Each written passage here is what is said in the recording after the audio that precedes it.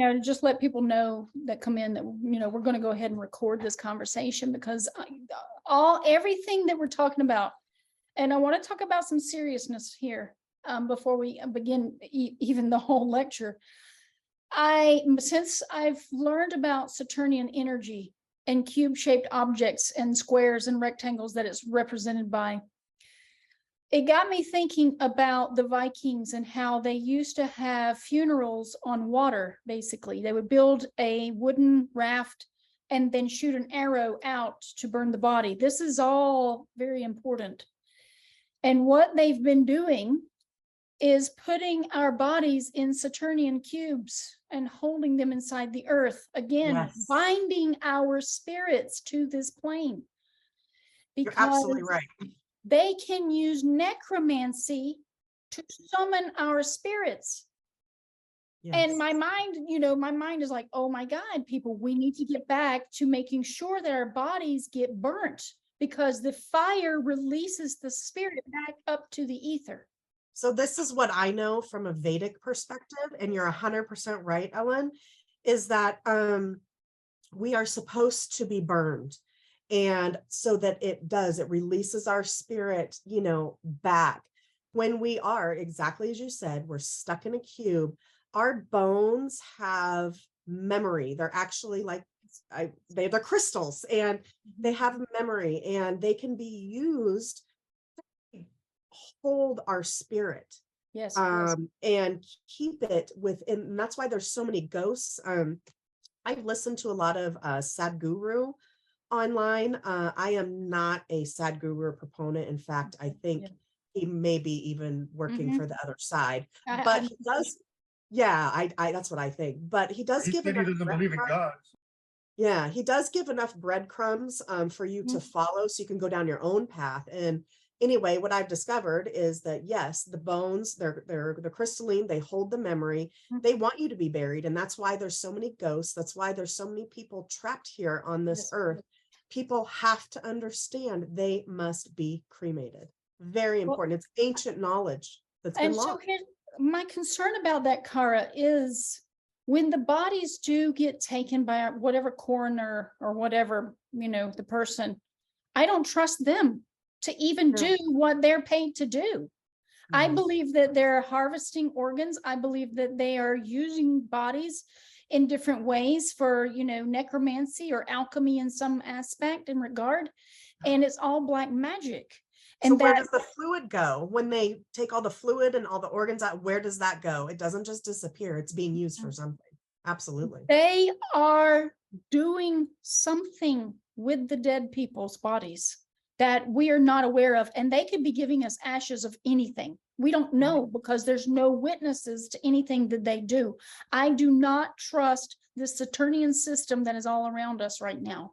I don't Based on the knowledge and foundations therein that I am discovering. That's why I can't express more that the presentation that I'm going to be giving tonight is going to give people the keys to the universe. It's like foundational stuff again. This is where I try to come up with the way to express the knowledge of our world in a way that it can be served on a platter that everyone can then digest. And it's a lot of information that I've tried to composite into one small thing. I'm always trying to compress knowledge. And it's challenging in a way because it takes me time to go, okay, imagery is what works with the subconscious mind. So we have to have images in order to digest the knowledge, but at the same time, to be given the keys to the kingdom, so to speak, because we are the power in this world. Our thoughts and our minds, our consciousness is the power that makes the world go around. And I am going to be showing you guys how all of this ties into alchemy, and it all goes back into the one. It divides into the yin and yang principle, which then divides into the 4 elements. And, once I give this to people, I believe that more people will be able to comprehend what our world is truly about. And we will absolutely, beyond a shadow of a doubt, know how to remedy any problem in this world based on the yin and yang. That's great. I'm actually writing a book. I'm calling it the Prisoner's Handbook, but it's not like a real book because I can't afford a publisher and an editor and all that other junk. No, ah, But I'll give it to you. Like I'll when I get it all together, because right now I just have different pages on how to cleanse your body, how to, lots of different things that I have, information that I've learned over the mhm, years. mhm. And, you can just have it and give it to people because they need to know this stuff. Yes. Well, here's the thing, like we can collaborate with many people. And Amazon Prime, I've got friends that write books and they send it. I know Amazon is like not our best friend, but it is a tool to use for good, like Yeah. anything else in the world. We can put the books out, they print them, and then they ship them out. It's so easy and so affordable. You wouldn't believe it. Like you Wow. get the money, you get most of the money and they take a small percentage. Oh, I didn't know that. Okay, yeah. Yes. Yeah, maybe you and I Yes. will talk about that because I've got a ton of information that people really need to know. I know a lot of people in my town who have written novels and stuff, and they use Amazon as a thing to a platform to do their book selling. And then they can Yeah, I'd like to order as get that many info. books as they want and have them printed, and then you can sell them. Okay, cool. Thanks. Yeah. I didn't Sounds know very this. interesting what you're writing. I'm pretty interested. Yeah, I'll send you stuff. I got to get it all put together because it's kind of a mess right now. It doesn't flow the way it should. Yeah. It'll go from one subject to the That's next. But okay. anyway, this isn't Listen, about me. oh my gosh, I've got so many things. Like I want to get into Marcel Vogel's stuff as well. Like I really want to get transcripts of his videos because he has so many gems of knowledge in all of his videos. You find at least one jewel that you're like, oh my gosh, I need to take that. Oh my gosh. And you can apply it to this world. So, that's just a whole nother level. And that takes so many hours to sit there and try to transcribe what he's saying in the video and then put a timestamp so that people can go back to the video, this kind of things. And plus, I got to get permission to even use that information. So I was doing it for myself and then I was going to ask permission to like make it public knowledge. So, I definitely would. His information is out of this world incredible. yes, yes. It could benefit so many people. And there's no books. There's no books on Marcel Vogel. I'm like, I have found a couple of websites that have a lot of his information and I actually printed it out, but there's nothing, in fact, I actually bought a crystal book, cost me a lot of money. It was $100 for this book. And it was old and I read through it and it had some of his stuff, but not what I was looking for. Oh my gosh. Listen, apparently I bought a book that was similar to a book that he said he was going to write. He said that he was going to write a book about crystal therapeutics. Well, this woman ended up writing a book called Crystal Therapeutics. And obviously she was somehow at one of his seminars where he mentioned this. In her book, she puts all kinds of disinformation. See? And that frustrates me. I'm like, look at this person. And I was so infuriated by this person because she used the title that he was going to name his book and then, put a lot of misleading information. And I said, you know what? There's always going to be the antithesis, but we need to try to bring in the light as much as possible. So anyway, yeah, that whole thing about, I don't know how to go about the process of actually burning bodies to release spirits because of the way our world works. When someone dies, at least they think they have to give the body to the coroner. I don't know. I mean, lawfully, I don't know if you can go about making a funeral pyre for your own relatives, I don't know.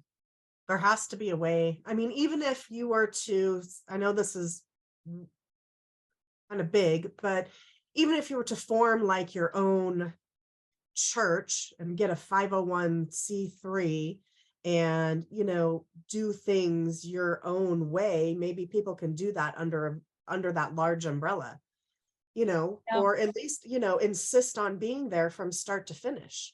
But the problem is, they're like, oh well, I'll get to that body in 4 days or exactly. whatever. I mean, I don't trust it. So I'm going to get everybody caught up to speed on what we're even discussing here, since some people just came in. I have been going over the alchemical symbols of elements and planetary symbols, all these alchemical symbols. And after learning so much about Saturn, I began thinking about how the Vikings used to give funerals at sea on top of a wooden raft, which represents Earth. Actually, it represents all four elements because trees they harness the four elements. And then they would shoot an arrow at that body and light it up on fire, but it was over water. So it's like it's releasing the actual spirit back into the element of fire from whence it came. But here in this day and age, we've been taught to put our bodies in saturnian cubes and put them in the ground, which can then be our spirit can then be accessed through the remnants that are or remains of the body that is in the box. It's holding us in time and space by being in the box. It's locking us here to this plane, and it's not allowing us to be free in our spirit. So even like the pyramids in Giza, they all have water, and the pyramids in Cambodia, they all have a basis to water. Even Tesla was putting up his thing, and he had like underneath there's the whole water system. So that coincides like what you're saying, like how the water holds like a charge, I think. And, well, I'm going to get into I'm going to get into all of it. You're going to know everything once you see this presentation I'm about to give. I'm going to be reaching out to Rex Bear. I figured I'd reach out tomorrow, but I'm guinea pigging my presentation on you guys. At the end of the presentation, I am completely open to criticism, critiquing my work and maybe adding or subtracting or whatever I need to do to make this presentation more palatable to the masses. Because this is truly what I'm trying to do, is attempt to reach people who may not have any conceptual or conceivable idea of what this world truly consists of. That's what's important to me, is to give this information in a viable manner to the masses so that it can be, presented and disseminated and digested by an average person's mind. So without further ado, I'm going to go ahead and start this presentation. All right, let me see here and get this stuff up. Let me get this presentation. And at the end of it, I'm going to show you guys some things. I mean, I just shake my head. After looking at all this alchemical stuff, I'm shaking my head as to some of the designs and images that we embrace in the world now. It's very important to know all kinds of things about our world. I have invisible boxes that you can't see that I have to move around before I begin. I'm going to do this and then I'll be right out. Okay, here we go. This is the four elements and secrets of the universe that they never wanted us to know. When the student is ready, the teacher will appear. And when the student is truly ready, the teacher will disappear. This is once we've achieved a divine essence of our form. And so I'm making this presentation to help people see how everything in this existence connects together, and how magic, or the word of God, which is sound, is the foundation of all creation. Science and spirituality belong together in one unit instead of separately. In science, they leave out spiritual aspects because they cannot prove that it exists. The physicist Max Planck, in 1858 and 1947 was the years of his life, he once wrote, "Science cannot solve the ultimate mystery of nature, and that is because in the last analysis, we ourselves are part of nature, and therefore part of the mystery that we are trying to solve." Spiritual masters through the ages have devised methods that are different to those of science for investigating this great mystery by immersing themselves in it, making use of science, stillness, and solitude, for example. The conclusion is clear. Science and spirituality belong to one another, and science alone cannot give anyone the full picture. Sorry, I had clicked on that now. In the beginning, there was the Word, and the Word was with God, and the Word was God. The Word is also known as the universe, or one voice. Sound turns into light. The phenomena is called sonoluminescence, whereby sound generates an emission of light. That light then becomes two halves. I've got to take that of out of there, from the whole, also known as the yin and yang principle. Those two halves then split into four, with two from each half representing the four elements. All other forms of matter are then created from these elements. This diagram shows how all matter stems from one substance. And I will cover the information that's in this chart later in the presentation. The four elements are the foundation of alchemy, and they consist of a series of different sacred geometric patterns, which are sound waves. In most modern scientific teachings, they leave out the fifth element, the ether or ether, the realm of spirit. It's always spelled differently. They always try to confuse our minds. These are the four rivers of the Garden of Eden. The ether, of course, is a dodecahedron. It represents space or the dimensions. It is a plasma. Its modus operandi is love, which is consciousness. And it is something that we can touch if we experience this physical form.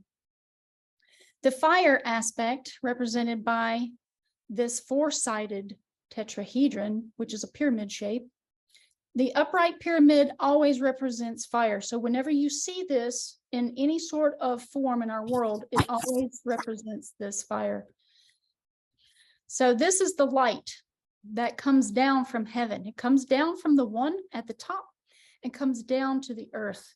But it also helps the energy of the earth to rise upwards. And that can be found in the teachings of Wilhelm Reich and the Orgone energy. But it also affects the temperature. It represents the spirit or intuition. The air element is also spirit. And it is also a male. Now, when we're talking about air and fire, we're talking about protons, which is a positive polarity. This air is symbolized in the Platonic solids as an octahedron. Its particle or its essence is a gas. In other words, we can't see it. So it also entangles and imbibes this idea of the ether. When we breathe in air, we breathe in ether, which then illuminates the body with life. So in essence, we cannot live without this ether coming into our body and what we call the air principle. So that equates with oxygen. The water is the female aspect, and it is a liquid, of course, but water has a very magical property. It is magnetic, and it can also turn into a gas, which ties it into the ether element. And of course, as we know in astronomy, the emotional states of the water symbols for people, you know, the what is it, Cancer, Pisces, and help me out, Kara. And the other one is what's the other one? Scorpio. Scorpio. Yes, thank you. Yeah, I'll be getting into all of that later too. The elements and the alchemy of ourselves, pretty much, which is astrology. And then we have the earth, which is also female. So these are electrons, which are a negative polarity, which is why the Baghdad batteries work. They utilize these components to then create an electrical charge, which we can do in this world right now, once we have the knowledge of all of these foundations. So earth is a solid, as we know. And it is also representative of carbon, which is 666, which is something people should not be afraid of. When people talk about 666, mark of the beast, they're talking about carbon, which is earth. Okay, the ether is also now known as quantum.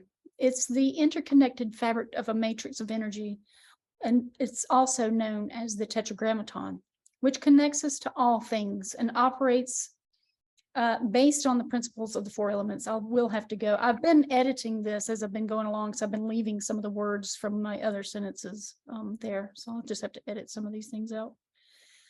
This is what a tetragrammaton looks like. It's an invisible fabric that is basically formed of interlocking star tetrahedrons. This is what they call the Star of David in Jewish areas of our world, but it is not the Star of David. It is the star tetrahedron, which is symbolic of the four elements. The matrix is a series of interlocking pyramid forms, which are holographic in nature. It reacts with our thoughts, which are scalar waves. This crop circle design is overlaid with the interconnected lines of the tetragrammaton. So basically, this crop circle was made in England, and someone just drew the overlaying tetragrammaton matrix over the top so that people could see what it truly formed. Now, crop circles have been found by some of the UFO community to be created by orange orbs, which are suspected to be someone's consciousness that has been freed from the body, because they've actually caught on the orange orbs creating these things at night. They caught them on video. Very fascinating information. Some parts of the world still know the foundations of our reality. This is what's known as the Sri Yantra, and it's used in India for meditations. And you can actually start to activate certain qualities from your subconscious mind by staring into this design. I feel like certain colors will also have an effect in particular ways. Like these colors represent the air, which is yellow, and fire, which is red. And of course, the tetragrammaton matrix is within the center. But as you stare at this, this entire matrix comes alive in a 3D form inside your mind. The Sri Yantra is based on the tetragrammaton, and it contains all the other sacred geometries within its design. This image in particular, with all of these colors, has a profound effect on your subconscious. Not only does it contain all of the colors from the chakras, but this will start to reach out to you. As you stare at it and you allow your mind to or your vision to just blur, it will start to take on its 3D form, and you will see many different structures within this design. Yantras are used like the stereogram posters, where you stare at the image and allow your vision to blur, and the image then begins to take on a 3D holographic form. Yantras work with the subconscious mind, which is the hidden aspect of our true selves. It is considered the oversoul or higher self. Significance of yantra. Yantras are very powerful, and they help in bringing peace, prosperity, success, good health, and protection to the believers. They help if a person is trying to achieve a particular result, but is getting obstacles in the way. They can help a person in their personal lives and also in enhancing performance at work. The yantras are made of a mystical inscription of several planets in the universe that aid a believer in leading a content and happy life.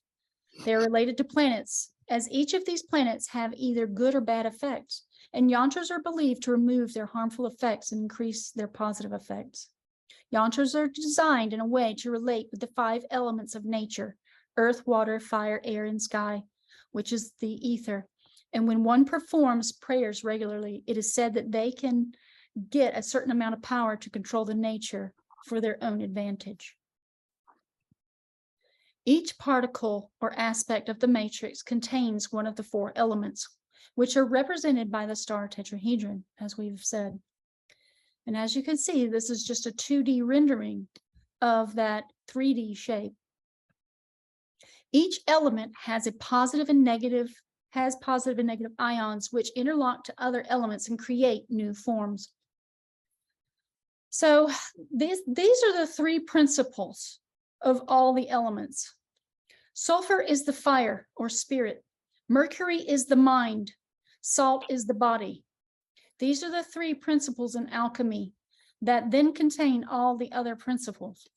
So from the sulfur or spirit, you get fire and air. From the mind, you get air and water. From the body, you get water and earth.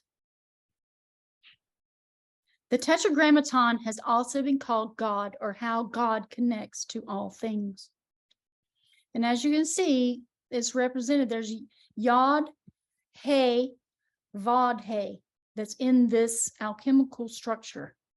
And I don't know all of this based on the Kabbalah and Kabbalistic teachings, but if you keep going in researching into the tree of life and how it ties to Kabbalah, you will start learning that all of these sound frequencies that are emitted through this design and the fire letters are very important.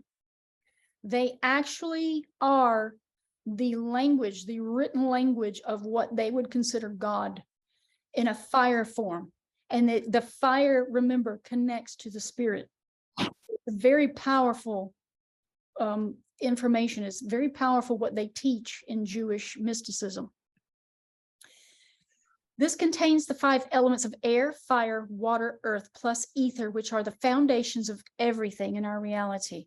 So here it is, what they call Star of David. It was never Star of David. They only labeled it as such to embrace it into their religion. But they knew that it alchemically represented the 4 elements, which is everything.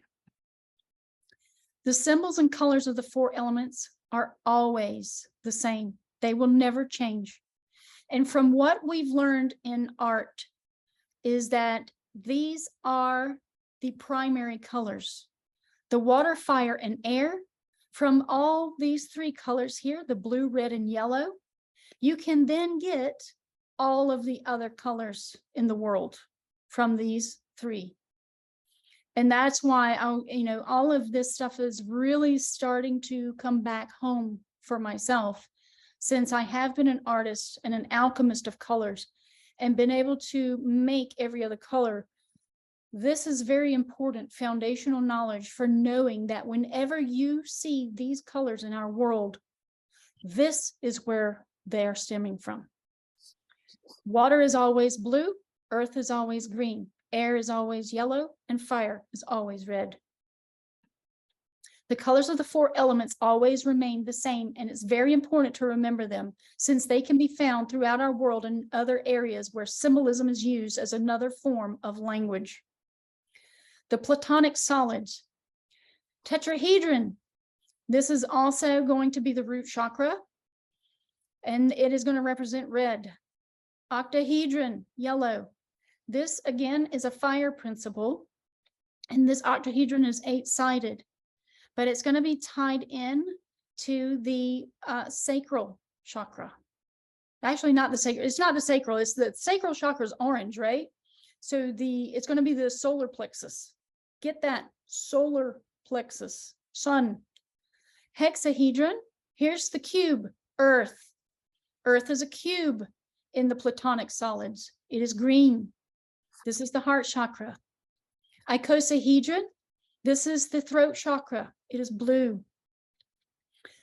Okay, dodecahedron. Now this is supposed to be gold. And this is supposed to be the astral body, but this is why the solar plexus or sun or spirit principle is also related to this gold dodecahedron. This is ether. It is gold. That's why gold is so valuable in this existence. It is quite possibly the blood of angels. Now, here we go. Symbolism is very, very important.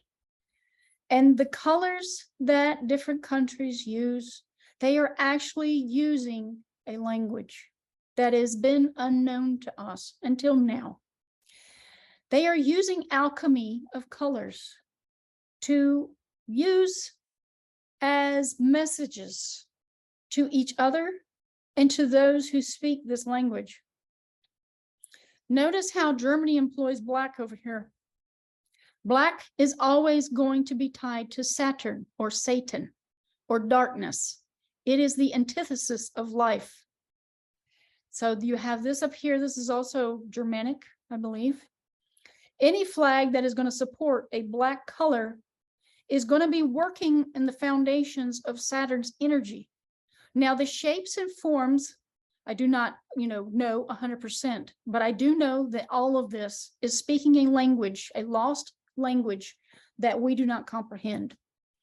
And once we gain the wisdom of alchemical symbols, along with the colors combined, we will be able to then read this language once again.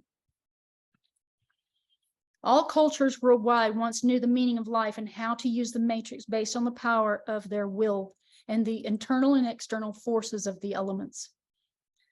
This symbol is found throughout the world. So it is not just Jewish, as they have tried to usurp. They also knew the importance of the zodiac signs, as each of the 4 elements are contained in our physical form, and one element is more prominent based on our natal chart or the time and place we were born. Now, what we are discovering, and this is why Kara is here tonight with us too, is that in the Vedic astrology, it is completely different from Western astrology. With the things that we learn here in the United States is going to be a completely and utterly different form. So there's going to be 2 foundations that we're going to have to try to discern and decipher to try to get us back on track on knowing our world again, because our world has been turned upside down completely. And this is just an opportunity for us to try to bring it back in and try to find the truth. Astrology can teach us much about ourselves and the world around us once we learn the foundations of our reality. And as you notice in the middle is yin and yang. It's very important to know that the white is always going to represent the yang principle, which is also the positive polarity. And the yin is going to represent the female principle, and it's always going to be the negative polarity. The air signs are Libra, Gemini, Aquarius. And these are some of the different characteristics that they imbibe. The fire signs are Aries, Leo, Sagittarius. And again, more characteristics. The water signs are Pisces, Scorpio, and Cancer. The earth signs are Taurus, Virgo, Capricorn.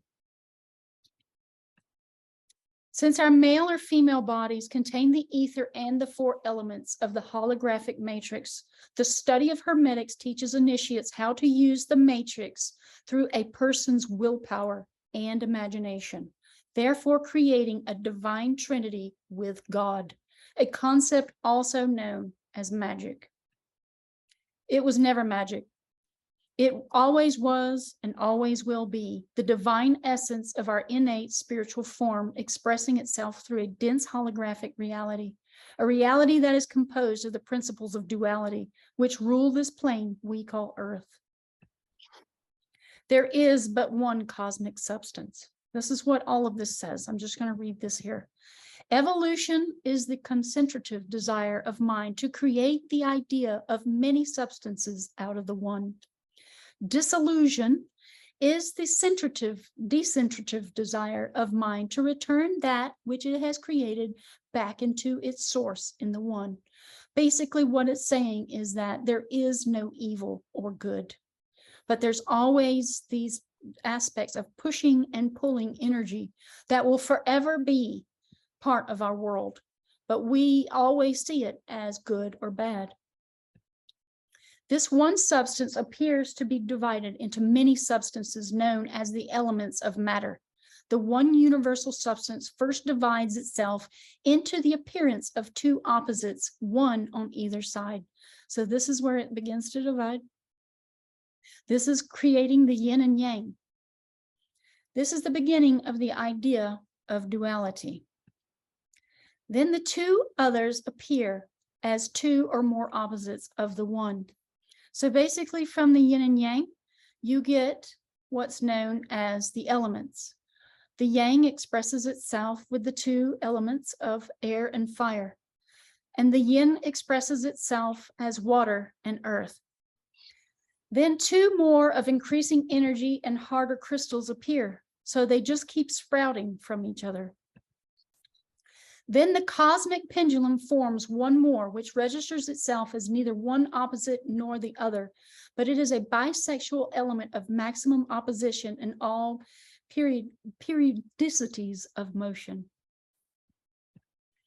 The seven apparently different substances are but different states of motion of the one substance. They are the 7 tones of an octave, and there are 10 octaves of 7 tones each. In the last 4 octaves are many midtones, each one registering its own state of motion. Man calls these various states of motion of the one substance by many names, and they appear to be many substances. The apparent difference between the many is due solely to difference of motion and not to substance. Many states of motion are possible, but there are not 2 substances in the universe. There's only one substance. There can be only one substance, as all states of motion are measurable and are under the absolute control of mind. And as man is mind, men may, with the dawning knowledge of causes, change any one state of motion into any other state of motion, and by doing so, transmute any one substance into any other one substance, basically. The granite rock may become gold or radium at the will of man. Science is beginning to prove that that spirituality, aka magic, exists. We are witnessing the foundations of true knowledge returning to this world. So there's an article that says that DNA molecules can teleport, and this is from a Nobel Prize winner. And they just discovered, it's telepathic DNA. What do you mean? They're igniting controversy because they've discovered that the spirit actually exists, that, substances don't necessarily touch, that everything's holographic. But hey, look at this. DNA can teleport or imprint itself between test tubes. Isn't that fascinating? This is not new knowledge. Spooky action at a distance was created a long time ago. And in Egypt, they knew all about this kind of stuff. We're like the consequences of a great war in the world that erased all the foundations and separated them and compartmentalized them so we would never know the truth of our world and who we truly are. Through many experiments and much case study, they have proven that atoms don't actually touch and that we are living in a holographic reality. DNA is likely a holographic projection, like all light and matter. Atomic black holes have magnetic vortices from quark-gluon plasma. All atoms have extremely brief transitory existences, being holograms. When they're talking about black holes, they're talking about Saturn's energy. Anything black is going to be tied to Saturn. That means your dream states and any colors and different circumstances. Hidden things are also tied to Saturn. We lost the knowledge of our world long ago through over 2,000 years of religious wars and the rewriting of history. The foundations of the Hermetic teachings, aka magic, were systematically removed from the minds of the people through the use of fear and death, and the foundational wisdom of earth was fragmented and subsequently lost from the collective consciousness. There is an entire lost history to catch up on, and sacred geometry and alchemy can help us learn the foundations of that knowledge. One of the foundations is that the flower of life depicted in ancient Egypt and the Tetragrammaton are one and the same. Now, it's hard to see this Osirian wall at Abydos, but there in the stone is scribed the flower of life. Once we learn the knowledge again, we can comprehend how our world truly works. The flower of life is a sacred geometrical shape, a symbol of the interconnection of all that is. The beautiful hexagonal pattern, composed of 19 complete circles interwoven with 36 arcs, is believed to be the template from which all life springs. Throughout history, across countries and continents, we find this venerated pattern entwined with math, science, art, and healing. We've all heard the phrase, thoughts create things, or where your mind goes, energy flows. These words were not for mere entertainment. You direct your thoughts and your thoughts become things. You create your reality. The sages and philosophers of old were trying to leave behind a legacy of information to be passed down through the ages of time as a guide for those to come after them. Before you can change the world around you, you must learn to change the world within you. Mysteries are merely hidden knowledge. Once they are revealed, the knowledge can be used to benefit or harm others. This is where the concept of white and black magic comes into play. Each aspect of white or black magic has its origins in the yin and yang principle of duality, a concept that rules our entire existence. As you can see here, they are just basically the foundations of opposing forces. This is everything in our existence. Everything has a positive or negative. And once we truly embrace the yin and yang principle, we will begin to enlighten ourselves even further in our world, whether it's the alchemy of food or the alchemy of our bodies or our lives and our emotional states. The male and female are represented as the yin and yang or dualistic aspect of everything. And here we go. Hexagram is just the unity of all elements and the union between male and female. These are the polarities.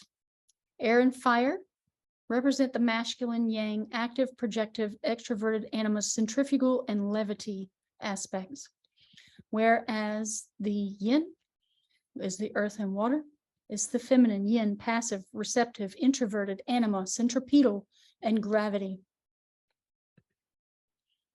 And here we go with the different astrology signs. You can start to see where you fall in this aspect of the yin and yang and the different energies that each one contains, along with the different characteristics in your personalities. The alchemists of old knew what the stars represented. It's us. We are the stars. There is no one else going to save us but ourselves. Masculine elements. We have fire and air, and of course, feminine air elements are earth and water. This symbol of the cross represents the four elements as well as the four cardinal directions. And as you can see, everything is held in the balance here. We do live on a flat plane, and we can prove that to ourselves when we look up at the sky at night and see that we see the same old stars day in and day out. They never change, even though we're doing, supposedly, according to NASA and all these other scientists of today, they're talking about us doing all these dynamic forces of spinning thousands of miles per hour, you know, on a rotating sphere of energy, when all of the planets around us and all the stars around us are also doing the same thing. Why is it we never see any new stars? Because we live on a flat plane, and it's a plane called Earth. It is just a construct of mind, basically, which is our spirit. So this image depicts more aspects of the elements in the correlation to our world. Fire and air are made of protons or yang, while earth and water are electrons or yin. The spirit is part of the fire principle of light, which descends to the earth plane from the heavens above to be locked into time and space. Shown here is the cube. This is Saturn and Earth sphere or cube. The circle is a 360-degree rotation, and the cube has the same 360 degrees. They lock us into time and space with these different shapes. In alchemy, Earth and Saturn are both cube-shaped, therefore creating a binary field of light and dark energy to allow time and space to create what we know as matter. And here it is in Plato's symbolism or Kepler's sketches. You can see here again that Earth is a cube.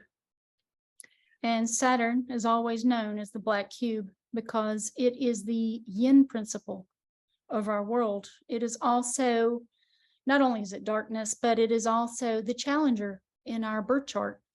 He will either favor you or challenge you, depending on which house he is in and what planets are involved in your birth chart.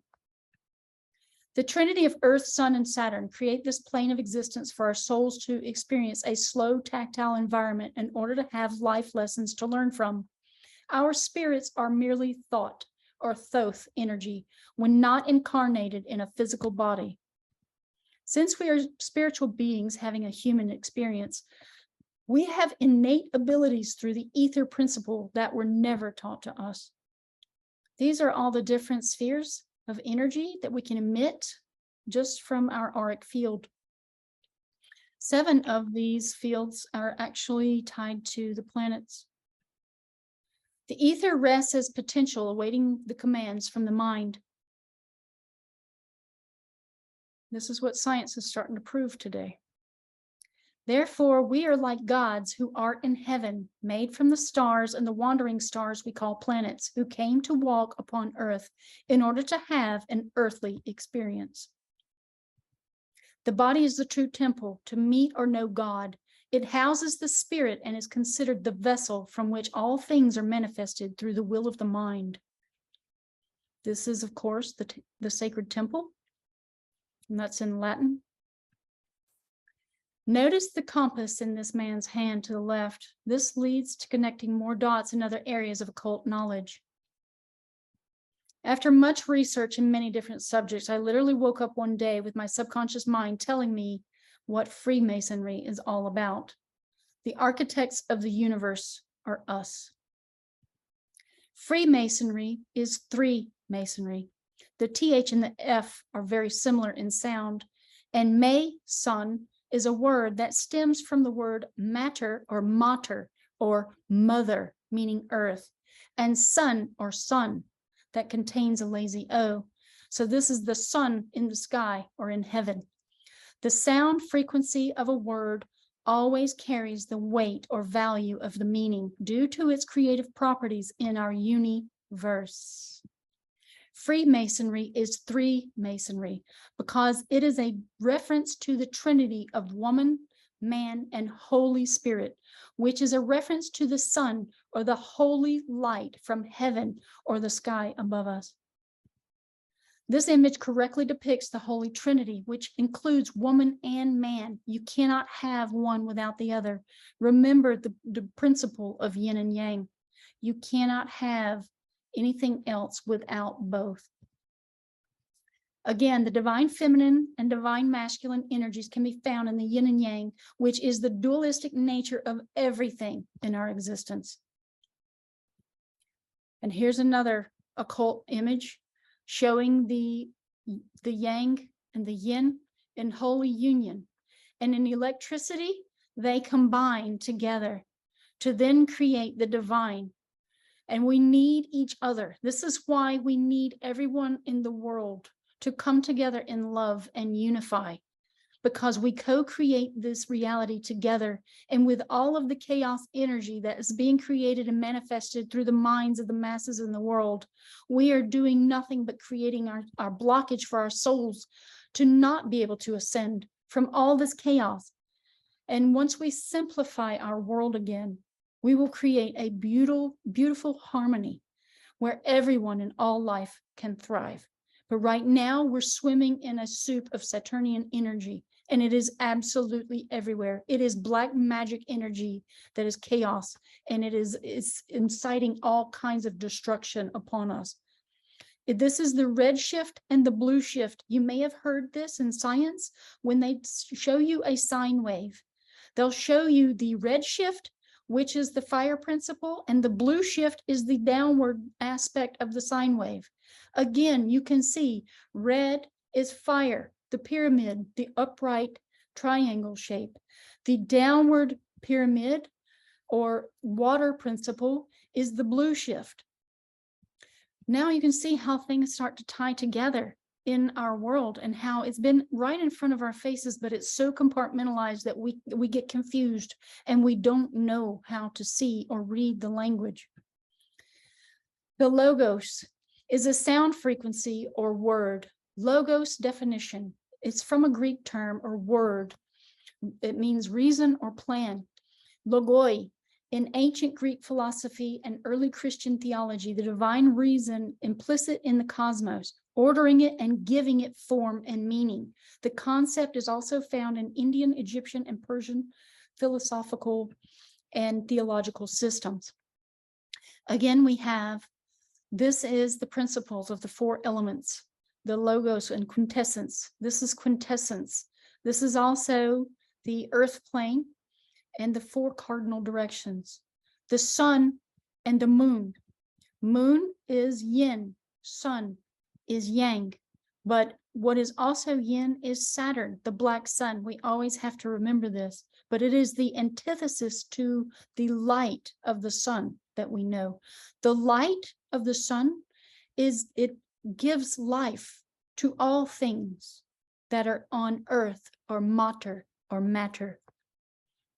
He impregnates the earth or mother, the mater, with his light, which then allows life to thrive.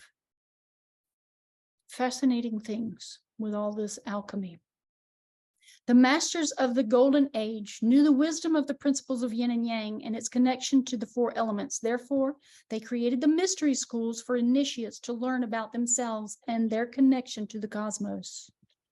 Those original masters of Freemasonry also built stone buildings that actually emitted beneficial energy through the knowledge of the elements and the ether, because they knew the secret keys to the universe. They built extraordinary palaces made of stone, with usually surrounded by water. By using the alchemical elements and the designs and shapes therein, would then amplify those different elements that surrounded them. They knew how to balance the world and to create beautiful resonant frequencies through the ether just by designs. And we can do this too. Look at this building. Look at the enormity of it. I mean, this is profound. So I've been across many different videos. And when I see something so profound as this, I have to stop and I have to take screenshots, even though I don't know exactly where these places are.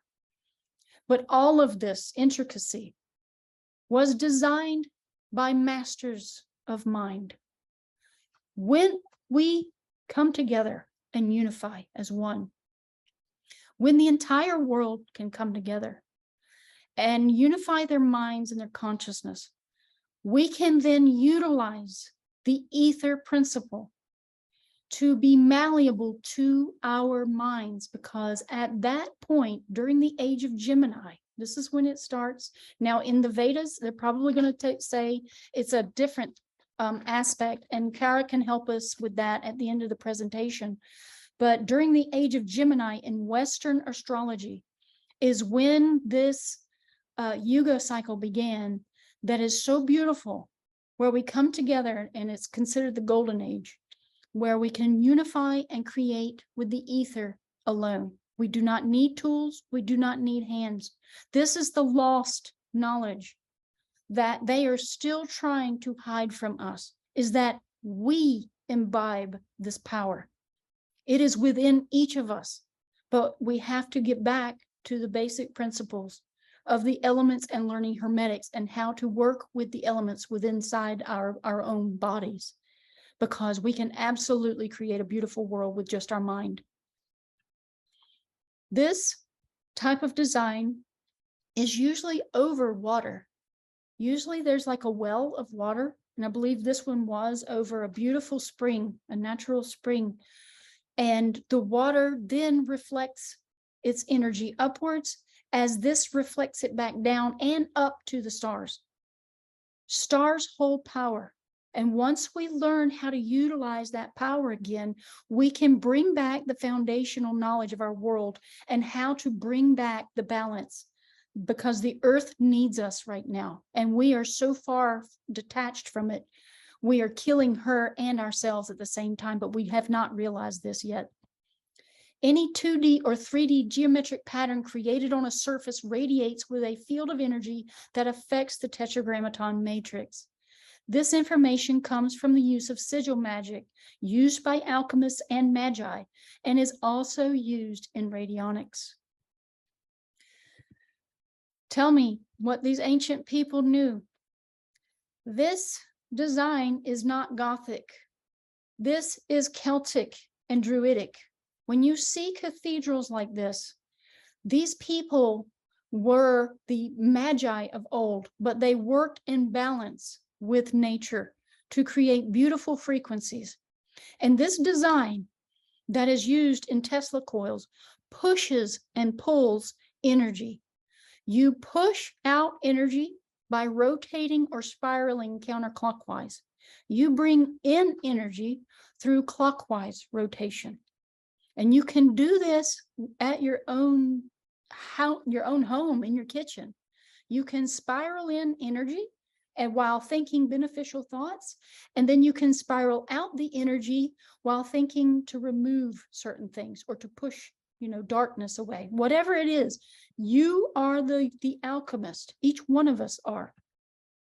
The science of radionics currently employs the use of Tesla coils and other elements inside boxes that use dials and knobs that tune into etheric frequencies to heal people.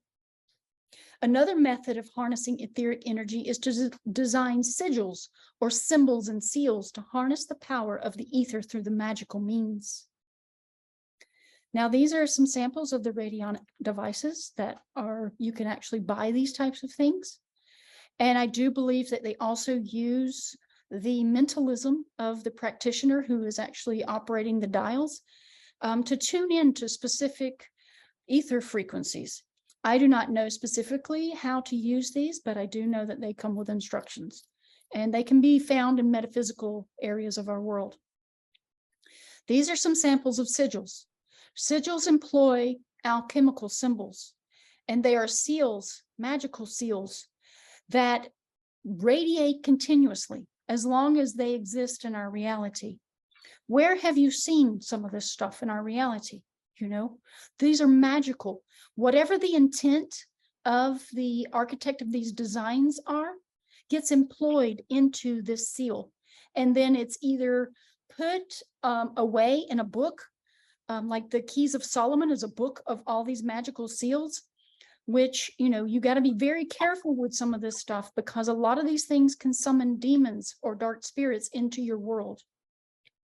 And so it's very important to become the alchemist of your own sigils and not to go blindly utilizing something that you find online, because you don't know what the original intent was. And until we grasp the foundations of alchemy, we should not try to employ some of these different systems. There's some basic sigils that you can use using letters that is a little bit safer. And as long as you create it and you create the original design, then no harm will come to you. Sigils are merely geometric designs that are imbibed with the creator's will. They utilize the elemental powers of the ether as well as the star energy from the heavens above us. The intent or will of the creator also gives the designs their power. Since many of the symbols are used repeatedly by other practitioners, the power they contain becomes absolute with the intentions of the person who designed the first symbol or seal. So what basically I'm saying here is that subsequently, when someone else comes across a seal that someone has put in, imbibed with an intent, whether good or bad or whatever, to manifest something, the next person that comes along and then puts their same intent in equal measure, it's going to then amplify that energy. And as it continues down the line with multiple people, multiple consciousnesses or minds coming together to focus on one intent, then it ultimately becomes a very, very powerful tool for the practitioners. And this is what I'm saying when we're getting into the black magic practitioners of the world who are working in the Saturnian arena or the death arena of the death cult of things. They have been going around employing people into their dark magic arts.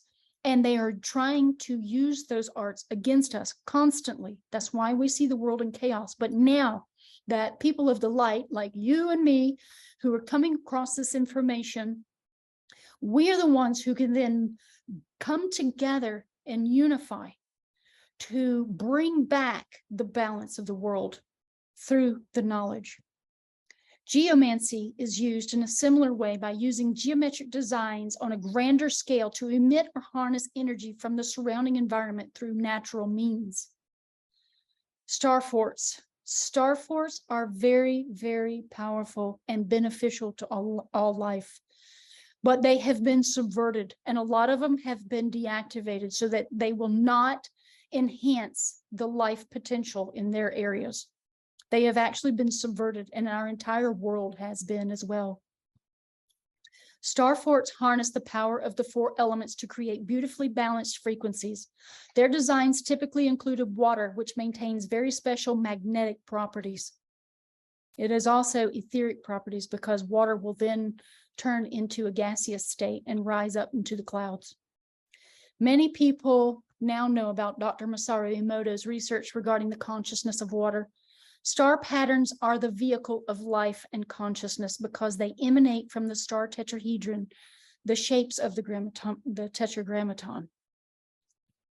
Crystalline structures are said to be the foundation of our world. And since nearly everything contains water, we can begin to see how the water and the tetragrammaton are eerily similar. Could they be one and the same? I think that they are the carrier, of the frequencies of the mind that can be seen in physical form. Here's an example of the geomancy in Washington, D.C., a city-state that is actually considered a foreign land to our country. The elite rulers of our world must know the secrets of the universe and perhaps have been using the knowledge to their advantage. Of course, I don't say perhaps, I know they have been. And because we live on a flat plane, they subverted all of the original foundations of capitals across our nation and across the world so that they could then start working with a different star frequency. And I haven't been able to prove this yet, but this is a concept that came to my mind because I started questioning, why was the capital of the United States moved from its original location?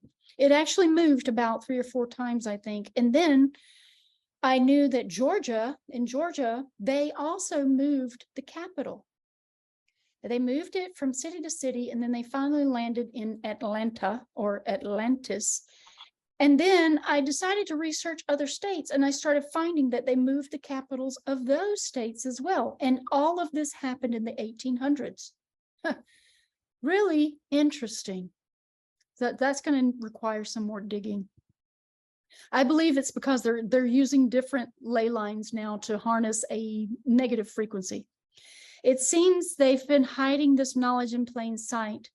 Is it for power and control of our world? Absolutely. Absolutely. All shapes and forms contain angles that radiate with a holographic and alchemical effect on the tetragrammaton matrix, meaning that by drawing or creating these patterns, you can affect or alter reality. If you take a speed square or protractor and draw the 33rd degree angle of Freemasonry in a triangle pattern, you will create a pentagram. The pentagram can be used as a divine tool to create many things by using the power of the mind over the material world through the use of the 4 elements plus spirit. And as you can see, spirit is usually at the top of the pentagram. And then they've kind of got this a little mixed up, I think, because the earth should be, I believe, down here in one of these. I have another rendition of this pentagram, but this is from Pythagoras, who is also revered in the Golden Age. Pentagram, from the Greek word penta, or 5, and gramma, letter. In the science of magic, the pentalpha is called the holy and mysterious pentagram. Eliphas Levi says that the pentagram is the star of the magicians. And Magians, he says, but it's magicians. It's the sign of the word made flesh. And according to the direction of its rays, that is, as it points upward with 1 point or with 2, it represents the good or the evil principle, or what you could consider yin or yang, order or disorder. The blessed lamb of Ormuzd and Saint John, or the accursed god of Mendes, initiation or profanation, Lucifer or Vesper, the morning or the evening star, Mary or Lilith, victory or death, light or darkness. Let me just clear up and clarify some things. Lucifer is Venus, the star of the morning. And Vesper is also Venus, but it is the star of the evening. And you can see Lucifer and Vesper. They represent bringing in the light, which is Lucifer, or bringing in the darkness, which is Vesper. They precede light and dark. That is why they were so significant. And it's basically just Venus. So again, knowledge is power, but fear of knowledge keeps us bound to darkness in this world. The 4 cardinal directions, plus the day of the week, the time, and the cycles of planetary bodies emit fields of energy all around us, which can be harnessed and used for good once the working knowledge is obtained on how to use the shape. Again, you know, the elements are always being employed here. This is not to be feared. This is pure knowledge that they did not want us to have. And that's why they are scrambling right now to try to get us attached to the metaverse. The meta means beyond them. So they're trying to take us beyond the word and put us into their digital world to then entrap and enslave our mind further into their Saturnian cube. Notice how all of their technology is cube shaped and black. When it is a square or a rectangle shape, it represents Saturnian energy. It doesn't matter what it is. That means even our homes are based on Saturnian cubes, just like the coffins that they place our bodies in. We must return to this knowledge to truly try to remedy all the problems we are faced with in this world. Astrologers and farmers still use this heavenly guidance and the energies from the planets for their practices. They will plant by the sun, moon, and stars. And of course, astrologers also know how to use the stars to their advantage. A man named Rudolf Steiner utilized this knowledge and was the founder of the biodynamic approach to agriculture. He was a highly trained scientist and respected philosopher in his time. He later came into prominence for his spiritual scientific approach to knowledge called anthroposophy. By utilizing secrets of the universe in order to restore aspects of nature back to their natural vitality. Very important. I'm actually looking into biodynamic farming right now, and it uses the principles of alchemy and with the alignments in celestial heavens to bring about change for our world and to bring nature back into harmony with itself and us. Magic is neither good nor evil, just as a knife is neither good nor evil. The determining factor is the intent of the person's will, who wields the knowledge to either benefit or harm others. Practitioners of black magic sometimes employ the power of the underworld from dark spirits to gain power or information, hence the spirit end facing downward on the pentagram.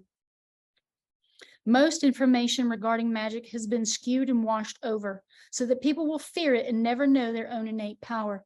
Knowledge should never be feared. It's what people do with the knowledge that matters the most. Through the knowledge of alchemy and the elements outside and inside of us, we can reconstruct the lost foundations of alchemy so we can fully know our world and ourselves. Again, here's the 3 principles of all alchemists: sulfur, salt, and mercury. Sulfur is the fire, salt is the body, mercury is the mind. Know these things. This is what all of this is tied to. And, you know, all of these symbols, look at this. Look, Iron Man. This is the symbol for man. It represents Mars, but it also represents alchemy of iron, which is a metal, which is man, symbol for man. Here's Venus, which is female. It is also representative of copper. You see how they've been hiding things in plain sight, and we do not have this wisdom. Saturn is death. That's why it represents the metal lead, because lead is poisonous. It is not, you know, life-sustaining. Lots of things to try to learn. So here we go with some alchemy chart. Now I found this a little concerning. With the symbol for death, which is almost like a keyhole, it is also similar to the Ankh, which was kind of concerning to me. I was like, what are they actually symbolizing when they symbolize holding the Ankh? The Ankh is very much similar to copper, the Venus in copper and female, but the Ankh actually tapers down at the end, and I don't know what that means, but it does have an effect, a frequency effect on our world and our bodies. But this symbol equals death, while this one equals life. And here you go, here's the basketball. It's considered Terra. Isn't that interesting? And here's creation. You will see this in Native American symbolism. I just saw something on a person's wall where they had some Native American designs that were red and blue. And I knew instantly, after learning some of the principles of the colors and then some of these elements and alchemy symbols, that it was red and blue, and it was creation, because it's the red shift, blue shift, or the male, female, divine masculine, divine feminine. You see how that can return us to true knowledge? And here, look at this. This is lead, but it's also Saturn. This little symbol right here. Guess what? Freemasons use this all the time. What are they telling us? They're telling us that they are part of a death cult. Right here, death cult of Saturn. Because it is not the entire symbol, because they leave off part of it. Very important knowledge here. Very important. The signs are everywhere. We just need to learn how to read the signs. The alchemy of magic utilizes the hours, days, and planetary cycles to manifest the desired outcome. Here we go. Here's a chart that I found. I don't know how true this is, but of course, you know, we start our week with Sunday. It shouldn't start with Sunday. It should start with Moon Day.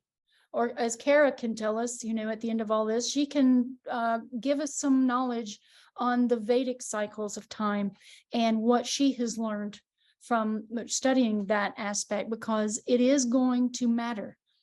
All of this stuff is going to matter at some point. And, you know, when we're trying to learn and try to bring back the true hidden knowledge. The 7 planets of the week. Here we go. Saturn is lead. It's Saturn's day. Freya's day is Friday. Look at that. And Thursday, Thor's day. Jupiter, Mercury is Wednesday. Mars, Tuesday. Moon, Monday. And of course, the sun, which is gold, on Sunday. All alchemy, guys. 7. The principle of 7 is also very important.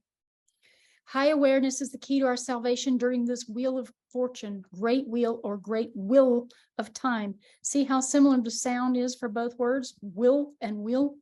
Yes, they are trying to throw stuff right in our face. We all worked with the ether to co-create our reality together. The foundations of these teachings can be found in Hermetics. These were the teachings of Hermes Trismegistus. Again, Trismegistus. It's supposed to be an S here. Trismegistus is the thrice-born, or the Holy Trinity, or Thoth, the ibis-headed alchemist of Egypt. We are all chemists. Chem was the ancient name for Egypt, and there are some of us whose spirits were present during that time. I was there. Our DNA is ancient, and it contains the genetic memories of the past. Very, very interesting and profound. Thinking is electric and knowing is magnetic. Meditation is the key that will open the door to your inner self, wherein lies all the true power for material manifestation. For as sound springs from the silence, so does positive action come from inner knowing. Be still and know. The image to the left also shows the left-hand path, right-hand path, and the middle pillar used in magic. The middle path is for a magi who obtains the knowledge of both dark and light magic. With this knowledge comes great power and responsibility. This was what the divine wisdom, these wisdom keepers of the past with the mystery schools, they had to know the black and white magic. The path to great knowledge begins through Hermetics, Kabbalah, and fully knowing thyself, doing the inner work to perfect one's character. It is the alchemy of the philosopher's stone, polishing the stone, the mind or the will, to its perfected form, to then become glistening gold, the golden light of the sun, or to shine like the sun, bringing illumination through knowledge of self and the power of the elements within and without. As within, so without, as above, so below. The macrocosm, the exterior world, and the microcosm, the body and interior world, are one and the same. And I'm going to show you this fact in a moment. As above, so below, man is the measure of the universe. The universe is one voice or one sound in unison together. Together we are mighty. Our voices create our reality and create our world. So once we learn the alchemical frequency of sound and the waves that can create through the ether in the proper frequencies and resonant, designs, we will be able to see and witness our manifestations. But because we're living at a time in chaos energy, it is much, much harder to try to see this in action. The principle of mentalism. This is the study of Hermetics. And these are the 7 principles. All is mind. The universe is mental. The Kabbalion. This principle embodies the truth that all is mind. It explains that the all, which is the substantial reality underlying all the outward manifestations and appearances which we know under the terms of the material universe, the phenomena of life, matter, energy, and in short, all that is apparent to our material senses, is spirit, which in itself is unknowable and undefinable, but which may be considered and thought of as a universal, infinite living mind. It also explains that all the phenomenal world or universe is simply a mental creation of the all, subject to the laws of created things, and that the universe as a whole and in its parts or units has its existence in the mind of the all, in which mind we live and move and have our being. This principle, by establishing the mental nature of the universe, easily explains all of the varied mental and psychic phenomena that can occupy such a large portion of the public attention, and which, without such explanation, are non-understandable and defy scientific treatment. Number 2, actually, we're not on number 2 yet. I guess we're still on number 1. An understanding of the great Hermetic principle of mentalism enables the individual to readily grasp the laws of the mental universe and to apply the same to his well-being and advancement. The Hermetic student is enabled to apply intelligently the great mental laws instead of using them in a haphazard manner. With the master key in his possession, the student may unlock the many doors of the mental and psychic temple of knowledge and enter the same freely and intelligently.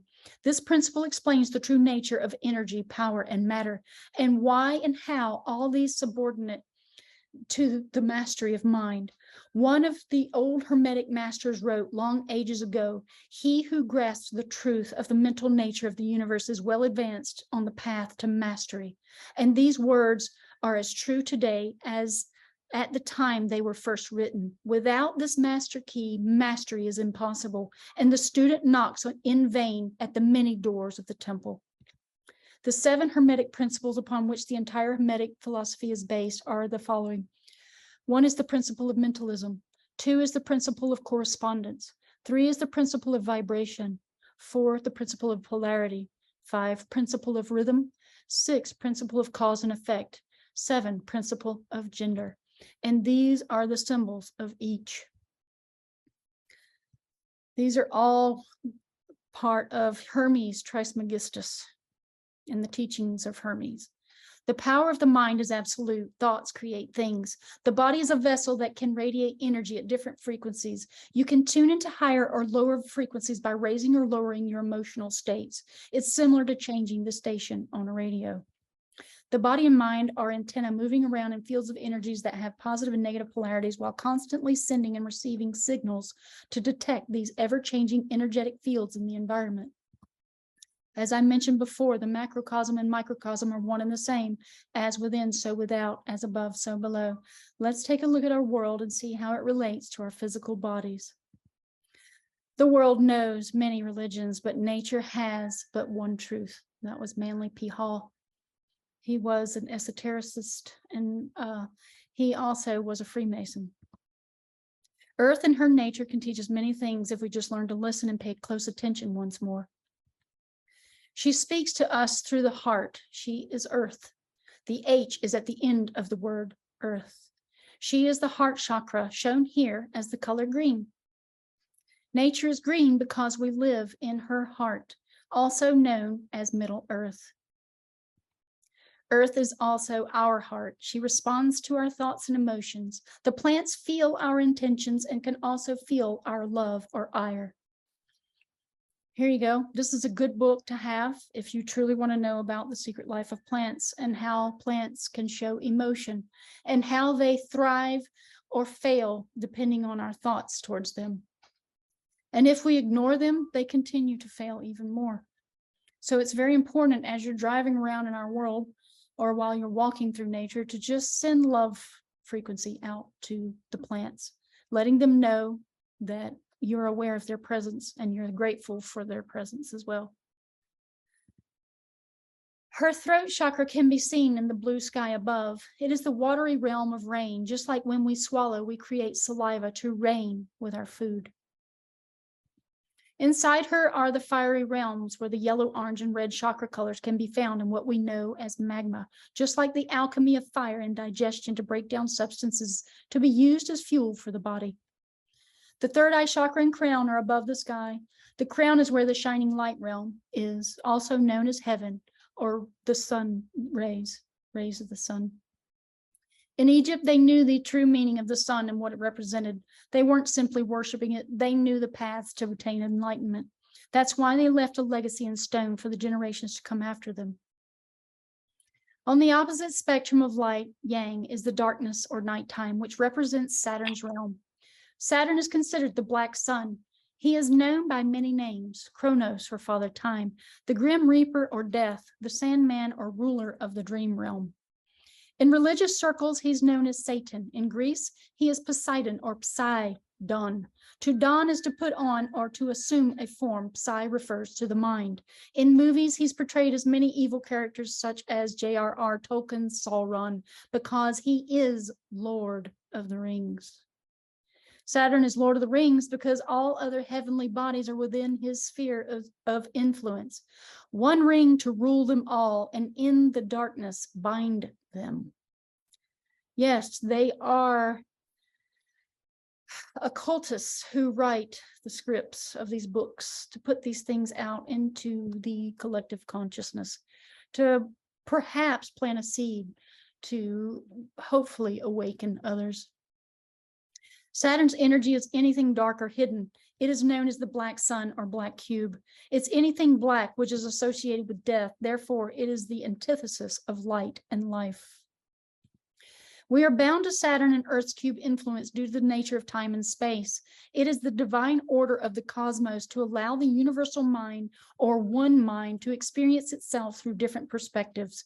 This is done through shrouding or darkening our memory from any past life experiences, therefore binding us to darkness or creating a veil. Kronos' time will challenge each individual through different life lessons.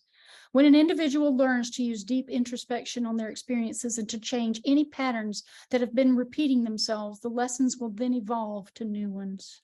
This is usually based on Saturn's influence. Saturn's energy rules Aquarius, challenging mankind to recognize the divinity within themselves and to make choices for better or worse, depending on the free will of their soul.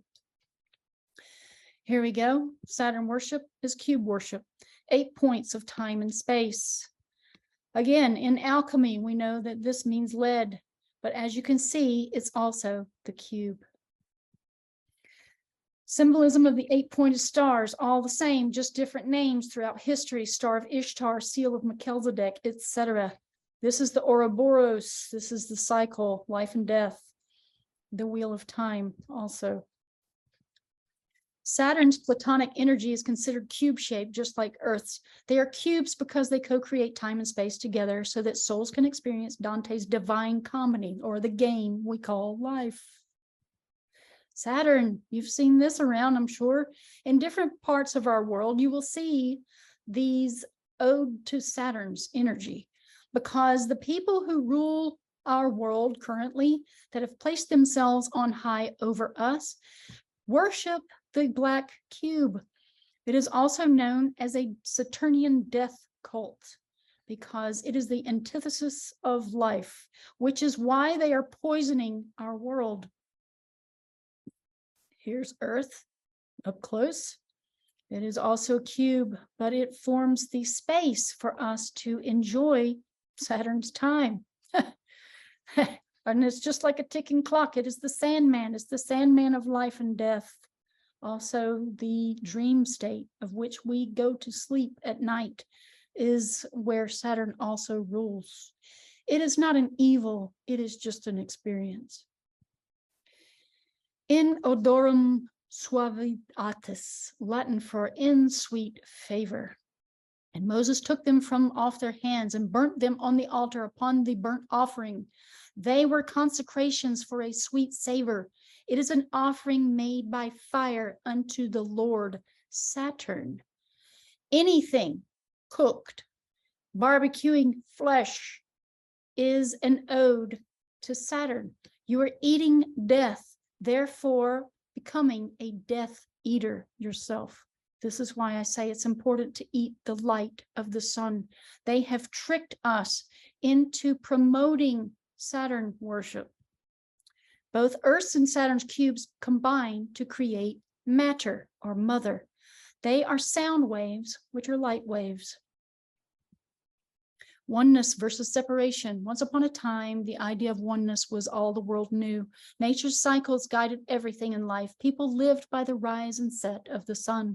Our ancestors counted the year from the solstice and equinoxes. Time was defined by the moon phases and the seasons. In modern times, oneness has been replaced by a worldview in which we see ourselves as individuals separate from the world around us. I got to space that out. We isolate ourselves, protecting our bodies from the forces of nature, yet these are the very source of our potential and power. Time has become a linear digital thought form instead of a cosmic cycle. We are saturated and overwhelmed with the electromagnetic stimuli and conflicting directives to such an extent that we become numb to the potential available to us in the cosmos and in our own bodies. We can bring the world back into balance through our thoughts and intentions. Here it is. It begins with self-awareness. Then you go to self-exploration, discovering things about yourself, self-discovery, self-understanding, self-love, self-transformation, and then self-mastery. It all begins within ourselves and each other. All problems do not reside outside of self, they reside inside the self.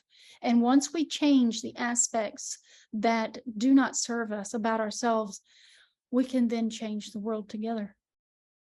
This existence isn't about learning to accept reality, but rather remembering your power to create it. You are the owner of the reality you wish to create, not the one that they told you to believe. Meditate, visualize, and create your own reality, and the universe will simply reflect back to you. And that is the end of that presentation. So I'll take any questions, but I also want to ask Kara to tell us a little bit about the Vedic knowledge and how it pertains to some of the principles. Yeah, so really quick though, Ellen, about the flat earth piece, I would leave that out, even though yes, I believe you're probably right. I wouldn't say that because once people hear that, automatically a wall goes up and they're like, oh, believe me, I know. Yeah, I only did that for this presentation because I know you guys. But yeah, you're probably right. It's probably like an octave or like a concave thing. Or it's all sound waves, you know. Once we reach the next level in sound frequency, which we have to elevate our physicality to the level of divine. And we can only do that through the knowledge of eating the light, breathing more prana, doing all the spiritual work, elevating the spirit, not only physically, but mentally, and, going up into these other spheres. It's a challenge, because we live in this existence where it's all based in materialism. It sure is. Well, so I guess I don't know how much of the Vedic stuff do you want me to get into, because there's a lot. Well, Maybe we and you do can something. maybe correlate some of the aspects, of, I don't know if you know the alchemical things with the astrology. I know that you know astrology more than the Western. The Western thing I know was confuddled. Well, so Western astrology is really more for seasons. And, like my whole life, I thought I was just a Sagittarius. Well, that's my sun sign. And that's what it's my basic self. It's what I project out into the world.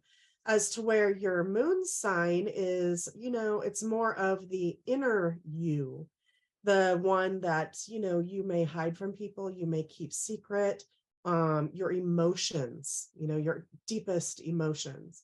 And then you have the moment your soul comes into contact with this earth plane, it's called your rising sign or your ascendant. And essentially that's sort of the pattern that's been laid out before you. But let me be very clear. You were not born when the stars came into a certain order. They actually came into order for you. You caused them to come into that order because you needed a certain experience on this plane in order to grow. So let's talk about Saturn for a second. I believe the occult, Ellen, you're 100% right. It's embraced the dark side of Saturn. But in everything in this world, it's a duality. So like the alchemical symbol for Saturn is lead. Well, it's not just a poison. Lead is heavy. Saturn is very slow. It wants you to experience a long, sort of painful life in order for you to grow. I cannot think of one situation personally that I've been through a lot of things, like a lot of you, I'm sure have, where I wouldn't change it, because I have learned something new and something amazing because of that experience. And the planets give us those experiences based on potentially what we even agreed to before we came down here. I don't really know. I'm still working on that myself. But in our chart, each one, we're like the elements, like you said, and perhaps our water is stronger with, the moon. Perhaps our earth is stronger. It really depends on what your chart looks like. But the bottom line is they're here for an experience. And another thing I wanted to add about Saturn and the cube. So as they relate to the earth, because the earth is also a cube, okay? And have you ever heard of like the Black Madonna, or there's a lot of references to Black things in Egypt. A lot of African Americans feel that the ancestry may have been, their race initially. Well, the Blackness actually refers to the earth and our mother. Like the Black Madonna is a Freemason. This is, the holes I dug. Reference to the earth and our mother, not just Saturn. So I believe there's probably two sides to Freemasonry also. Some of the evil ones have embraced the cult of Saturn, the death cube, the money, the wealth, all of that. And then, the Black Abyss. And then, the other side are looking more to our Black is the Would you say the yin? Yin, is that right? Is it Yeah, it's yin? the Yeah. yin principle, which is feminine. It's just a feminine principle. It is, and it's feminine and it's dark, and it's a yin principle. So anyway, there's a lot to all of that. I Yes. like to use the astrology for gardening. I actually have a whole book that I use that for. But even our days of the week, it's actually supposed to start out with Monday. So yeah, so the order is actually Monday, Wednesday, Friday, Sunday, Tuesday, Thursday, Saturday. Saturday is the only day that has not been changed. I don't think that's a Vedic thing. It comes from the Chaldean order. It's how fast the planets go around the sun, or are going around in how they rotate.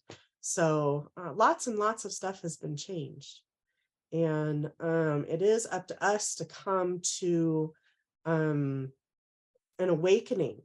Our year shouldn't end in January. It should begin sometime around like the spring equinox. And there's a particular it should end in because Christmas is essentially where the Romans took over, and Rome, the Catholic Church took over what it was the equinox, the solstice, the winter solstice, and they made it into Christmas instead of what the solstice was. It is the longest day of the year, but it's also when the sun from that point on begins to get lighter and lighter and lighter every single day. And it was a celebration of actually bringing that light back. Well, the zodiac starts with Aries and ends with Pisces. So the zodiac starts in the spring. Yeah, it does. It does. So everything is all this knowledge. It's been lost. It's been construed. So the planets give a huge influence upon us all. I almost think like the horoscopes were done so people would make fun of it. When you get your horoscope in the paper, and it's just something funny and fun. People do not realize that the planets have such a huge influence upon our physicality, upon our body, upon the rhythms of the earth. It affects everything, literally everything. And so when people start to understand that and get to know it a little better, they can strengthen themselves, against it. So like, for instance, in the Vedas, if you have, you need more of a strengthening of a moon because your moon is debilitated or something, you might want to wear a pearl or a moonstone. And again, gems are, they're not supposed to be heated. They're not supposed to be treated. They're supposed to be in their natural state, worn against the skin. And everything has a vibration or an energy. And these, even plants, are linked to planets. And medicine was made that way. I ran into something that says when the ancient Chinese were making their tinctures and things, they only used rainwater because the rainwater had been through all the spectrums of light and was able to activate the plants in the way that they needed to be activated. Or they used glacier water, and they stored them in jade vases. So anyway, the planets give such a huge influence on every state of our being. And people think it's ridiculous. They think it's funny. They don't believe it. And they need to. It'll help them. Well, we can't live without it. We can't have this physical experience without nature being a part of this existence. I mean, it just doesn't make any sense. But as you can see, these worshipers of Saturn energy are taking over. They're paving paradise and putting up parking lots, and they're putting up buildings, Saturnian cube buildings and all this stuff. And they're making us or forcing us to be separate from nature by pushing, society forward in the manner that they're doing. And because Saturn is ruling this time right now, according, Yeah. I don't know what it says in Vedic, but it says it in Western astrology, it says that So Saturn is ruling. so there's a person that y'all might want to look up. Hang on. Let me see if I can find it. Now, keep in mind that not everybody has the 100% truth. That's just not reality. People are going to be wrong, but the least you could do is look into like what I'm going to give you this guy's name and what he has to say. And he is not fond of white people, particularly the elite Jewish white people, the Rothschilds, those people, those bad entities that are controlling our world. So when you're reading his things, please look past that. I It's missed not that his name. hates us 'cause What was the name? I'll get it in just a second. Hang on.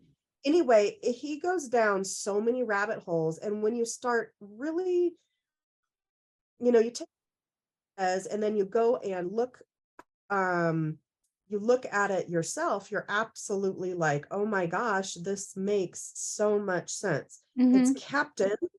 If you look it up, it's Captain. And I'm still trying to find his name. It starts with the V. And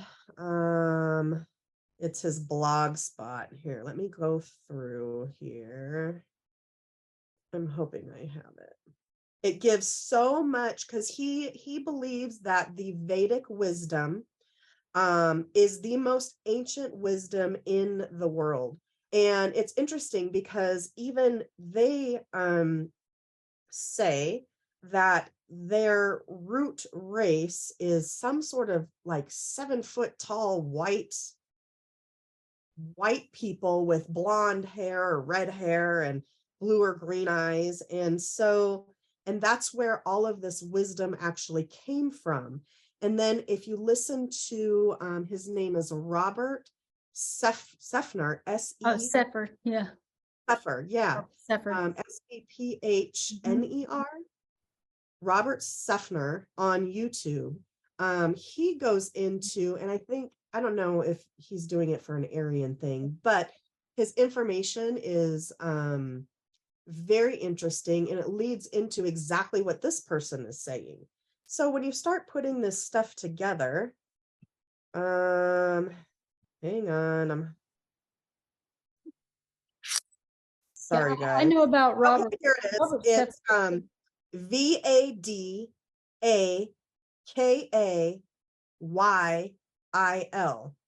Vaticael. So V is in Victor, A is in Apple, D is in David, A is in Apple, K, A is in Apple, YIL. So if you type in Captain Vaticael's blog spot, you're going to run into a lot of information.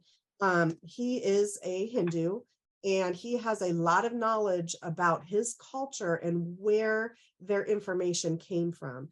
I'm, very into it because it's very accurate in terms of, how it affects our lives. They were building earthquake-proof buildings from these ancient Vedas. They had machines that could fly. They've actually redone these, and they can. They have a healing science called Ayurveda, which I've been studying for years, and it coincides with the elements of the body. So, you either have earth, air, fire, or water in your body. And then, the Akash or the ether, or the Akashic, is the fifth. But we're predominantly made up of the fourth. And if you eat for it's called a dosha. If you eat for your dosha, which also have planetary influences, every single one, everything goes back to the planets. Anyway, you can heal a lot of diseases. It's the oldest medical science known. It's just a wealth of information. And when you start looking into it, you're just going to be like, whoa, this is really amazing. No, it sounds great. Yeah. Definitely. Yeah. I think I need to eat for my dosha because I have been unbelievably dehydrated in the past several months. No matter how much water I try to take in, combining it with salt water, trying to do different things, alchemy. I'm like, why do I still remain dehydrated? And I So don't that know. would tell me you have a lot of vata in your system. Vata is air, and it's actually the most powerful element.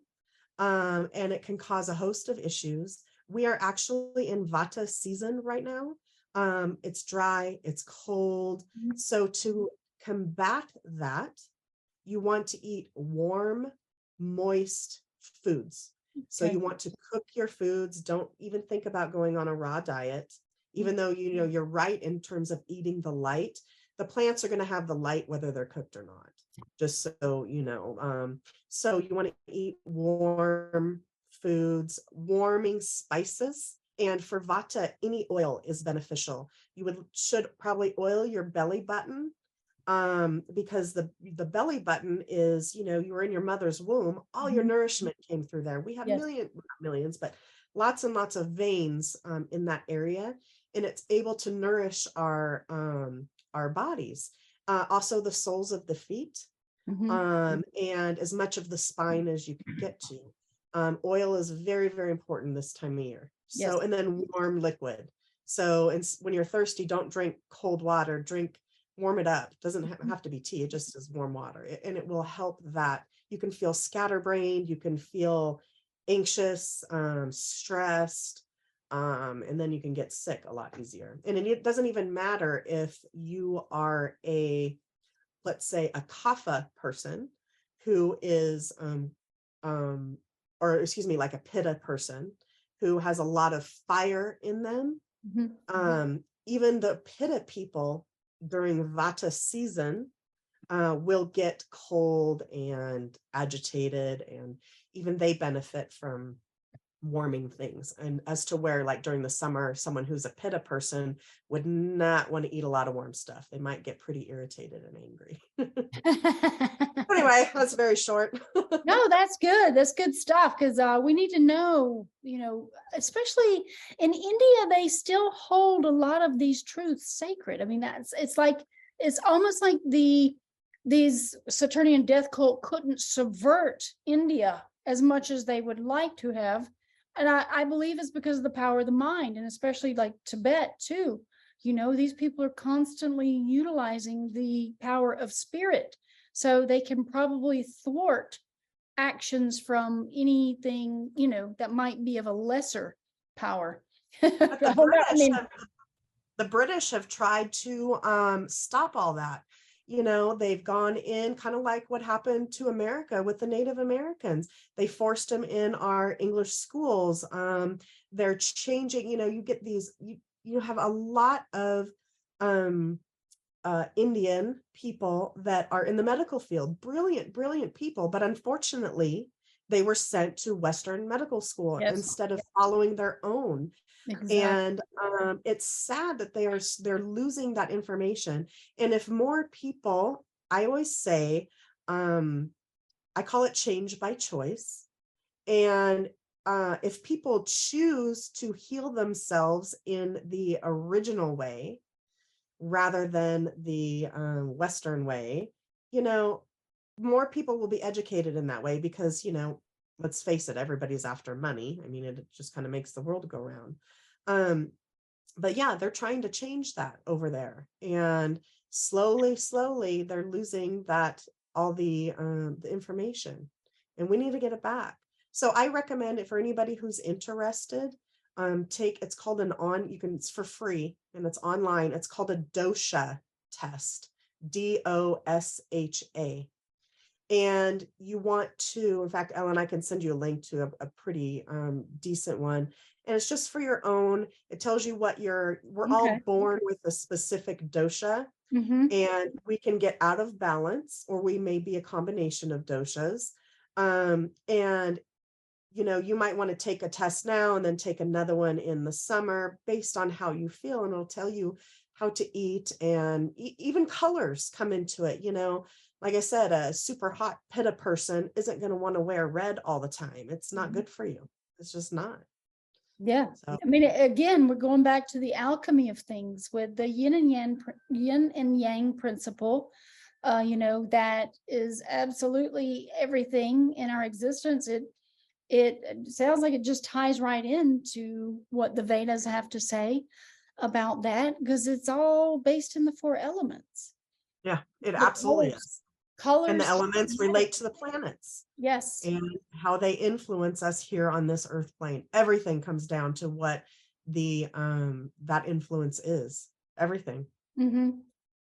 So, Absolutely. Yeah. So, that's why I say once we bring this knowledge back, it's like nothing can stop us. I'm currently still exploring ideas on how to bring about change for the earth around in my immediate surroundings, because I see the plight of the trees and the plants. I just noticed another plant in my garden that has wrinkled new growth. The new growth is not only stunted, but it's wrinkly and wavy. And that's not only this, it's a kumquat tree that was sprouted from a seed from my mom's plant that she has. And it just grew in my garden because I threw the scraps out there. But I have azalea bushes, and all their new growth is stunted and also wrinkly.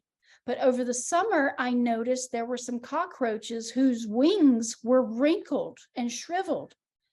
And I was like, oh my Lord, this is what's happening out I here. think a lot of it has to do with frequencies.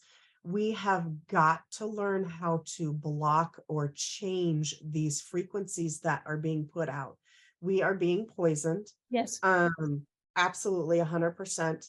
And we have to learn how to change them. So like you mentioned about living even in a Saturn cube, in the Vedas, in fact, there's a builder somewhere in Ohio. They've made like an Ayurvedic town, and he builds according to, it's called Vastu, and it's very similar to Feng Shui. And it brings the elements into your home and arranges them appropriately. So like, for instance, if you have, a square house and you have a corner in your house where the outside, let's say it's the northwest corner, that's the wind. Okay. And if you have, maybe you're on a bad line, or your house is just falling apart and you can't find money to fix it in that area or whatever, a Vastu remedy or a Feng Shui remedy would be to hang a beautiful wind chime or a beautiful picture of something depicting the wind in that area. It strengthens the positive element of the wind. A water fountain in the northeast corner, very beneficial to your home. They made, this goes back to the negative green, domes that, like for instance, the Jefferson Monument in DC emits negative green, because the dome shape, unless it has like I guess it's a stupa or a pinnacle or something on the top of it, changes it to positive. And so when you can put those things, like a wind chime type of a thing on your house, or like your door frames emit negative green rays. That's why often you'll go into a room, you'll be like, oh, what did I just come in here for? You forget. Well, if you bend that door flick, put something above it to where it looks like it's slightly bent, there are remedies to fix all of these things. And the same has to be for the frequencies.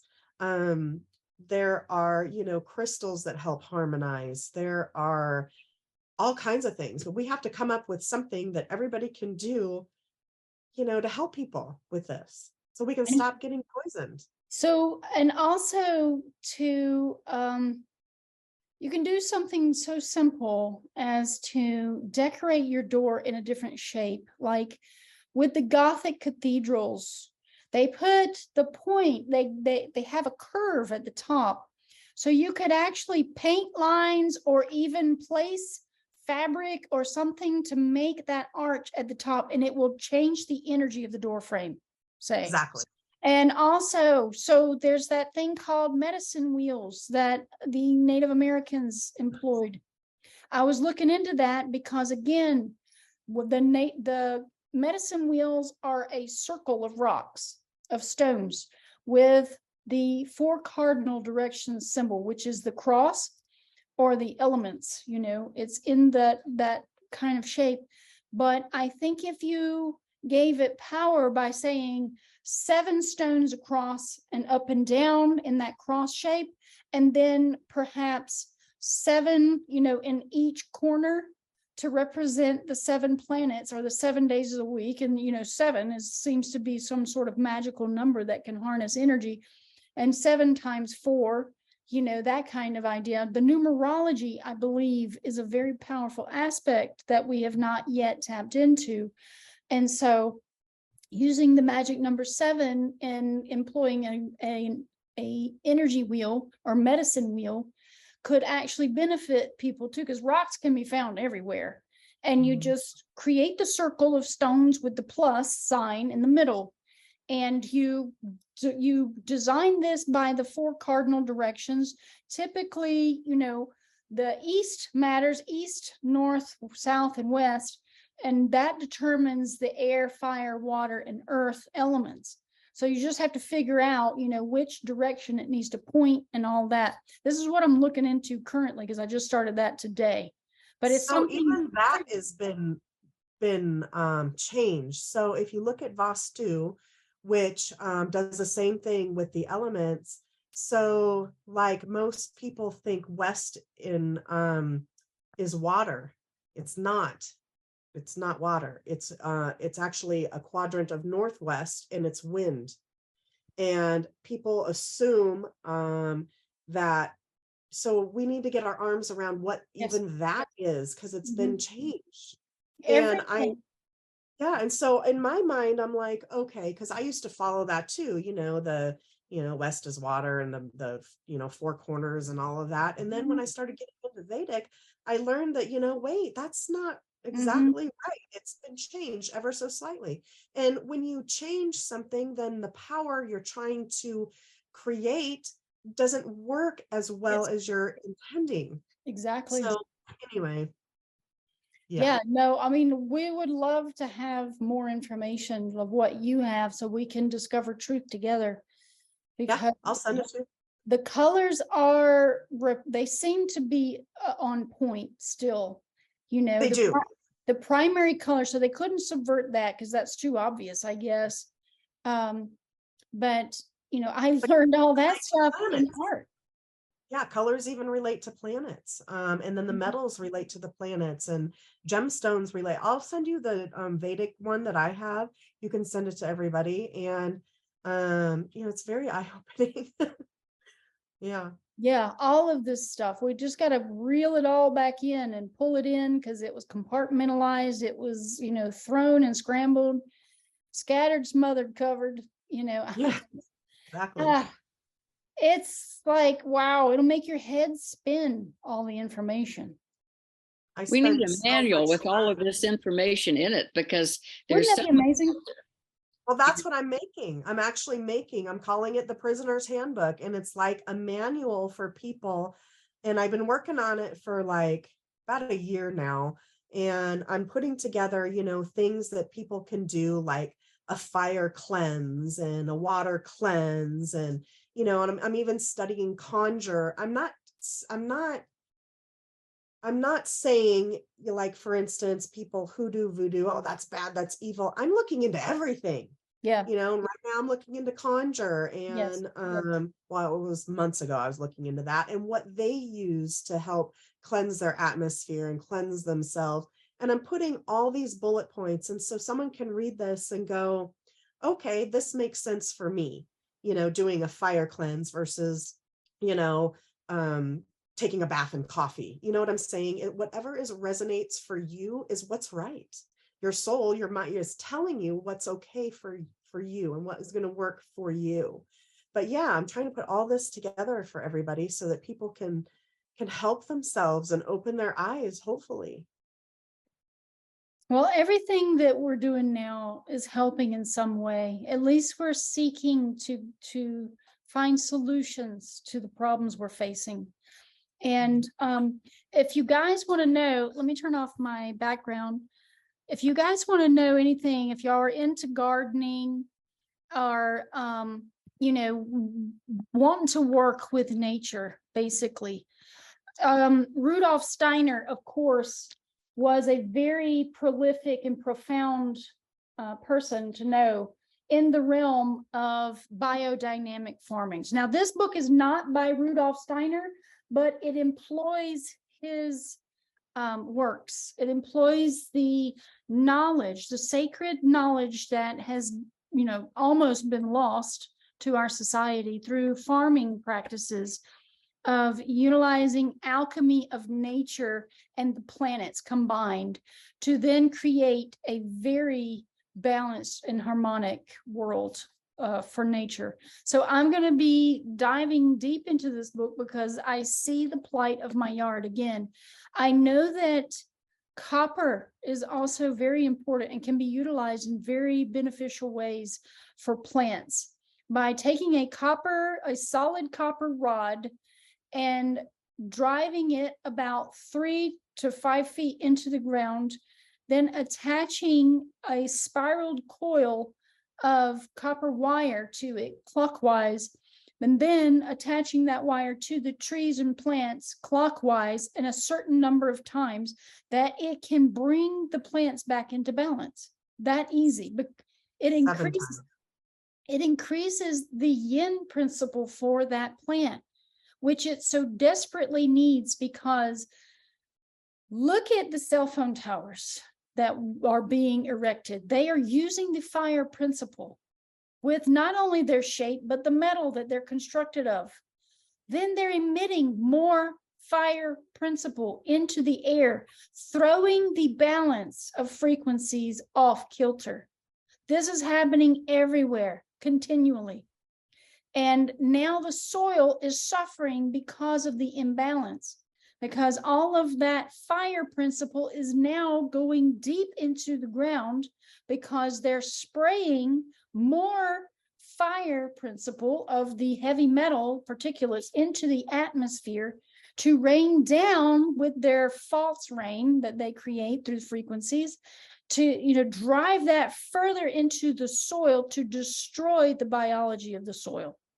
So what we have to do now is intensify the yin principle through orgone energy and employing these orgone or orgonite different shapes and elements throughout our world and creating them in the yard, which Wilhelm Reich was the purveyor of all that knowledge. And if you go on YouTube, you can type in orgonite or orgone energy, ORGONE, and find where people are practicing this. They are amplifying the energy through copper and uses of copper and the elements and crystals, because crystals will amplify energy.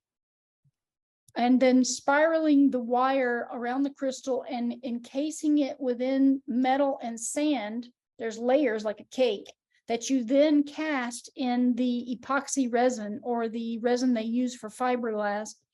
You cast them into shapes, and especially a conical shape, and you put them around your house or you put them outside in the environment, and it will start to resonate with the frequency of yin, rebalancing the principles that we're losing right now. Who wrote that book we held up? We could see the title, but not the authors. This one is Peter Tompkins and Christopher Bird. Okay. So in the Vedas, they actually use copper to hold your water. Water is very sacred. Most Hindu houses will have a copper vessel, and they recommend that you actually drink out of copper. What copper does is it neutralizes the water. So in other words, it brings it back to level. And then you can energize it by and make structured water by, using a vortex or a crystal like shungite, or, even putting your positive thoughts, but holding your water in copper and watering plants with copper. Oh my gosh, I noticed a huge difference in my seeds when I water them with, filtered water held in copper. Makes a really big difference. They like it. Oh, They yeah. like it. Oh, yes, absolutely. Yeah. So, and there's also, you can employ magnets too for certain things with water. I know that there were some people who were experimenting with magnetic water traps and spinning or spiraling the water around in there and getting some amazing effects. It will depend on the polarity of the magnets though, because there's the harmful side and then there's the beneficial side. So, all right, what you got there, Derek? You got some different stuff? Yeah, what is that? Yeah, aromatherapy, that's a really good book. It proves that all medicine is pills are naturally flawed. So the herb is not actually the molecules, it's not like the DNA, it's actually the temperance that the plant has gone through. So like the conditioning is what made it strong, not per se the DNA and what it needs to have so much sunlight, or if anybody that grows, if you want to get potent stuff like weed perhaps, then there's it's not the DNA, it's the conditioning that it goes through. It's not like in this, he basically explains it like all scientific and stuff, and it's like an old book. All plants have memory. So for Yeah. instance, what I grow here, I'm in Nevada, and if I were to send seeds to Ellen in Georgia, it's going to have the memory of my soil and my yard and even me in the plant. And you're absolutely right. That's why, pharmaceuticals, they take a plant, I'll give you a good example,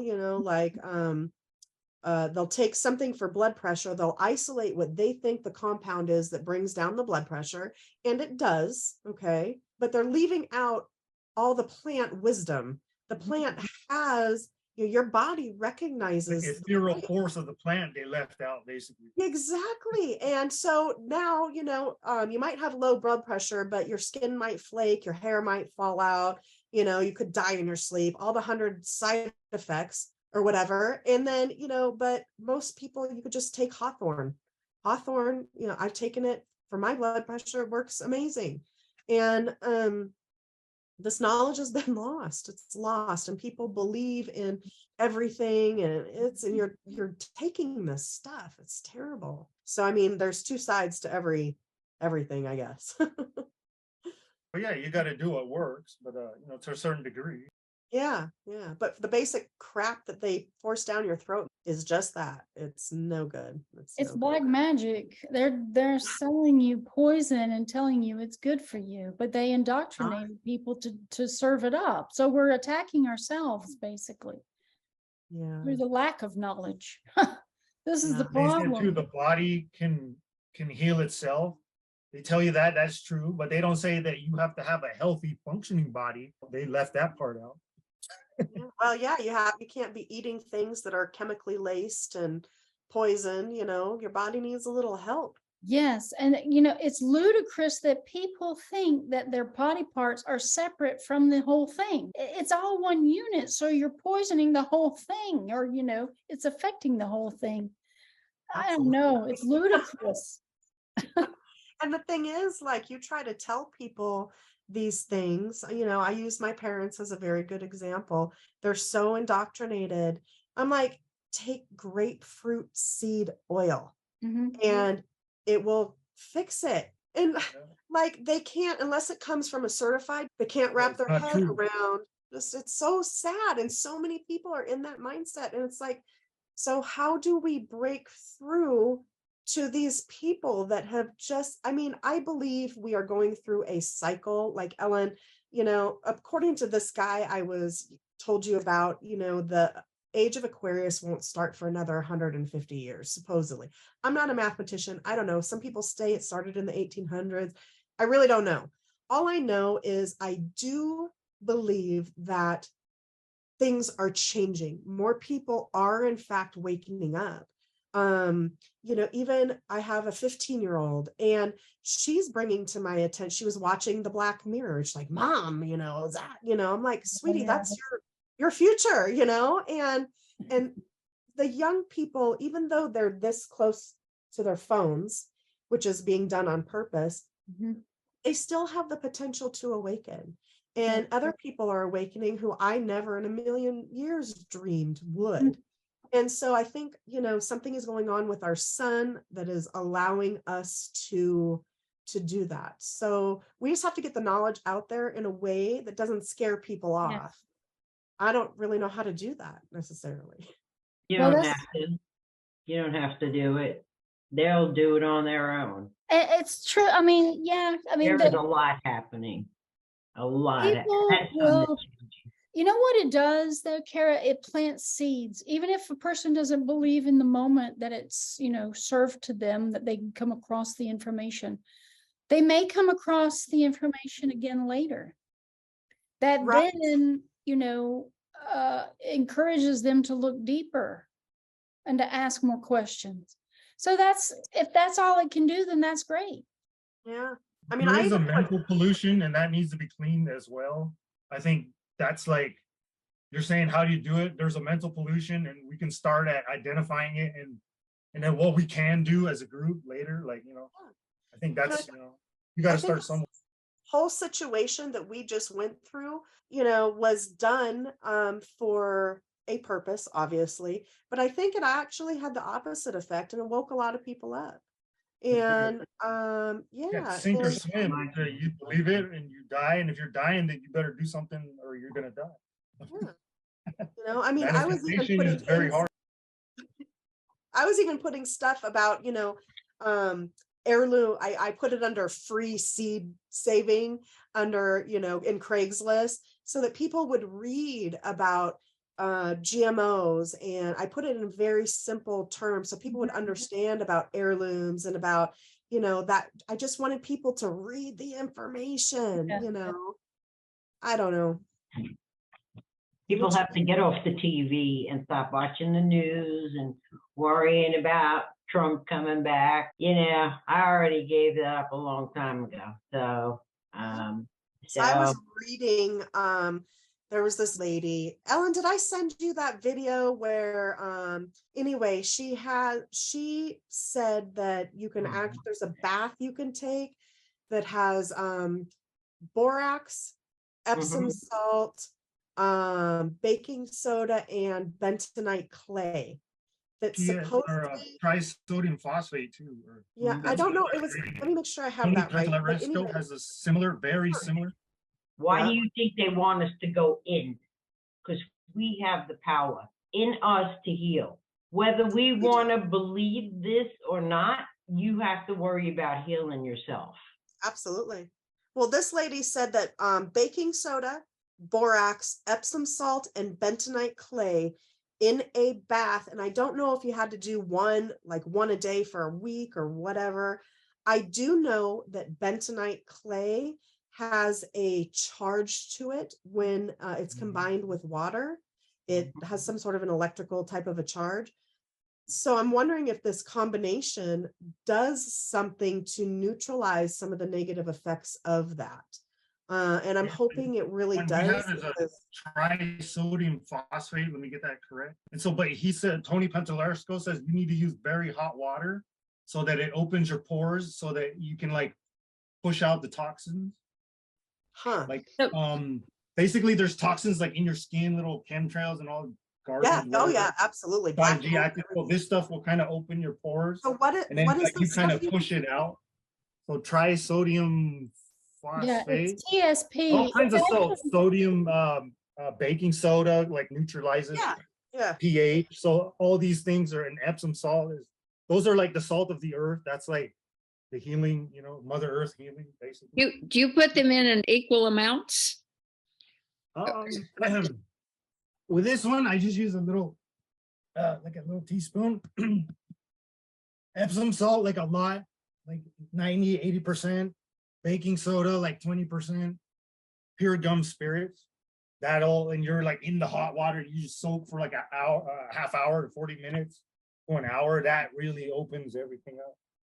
Like I find that very, and I have like muscle nerve damage and stuff, and that like, you know, really alleviates the pain. Here's the thing, let's get back to those three principles of alchemy: sulfur, salt, and mercury.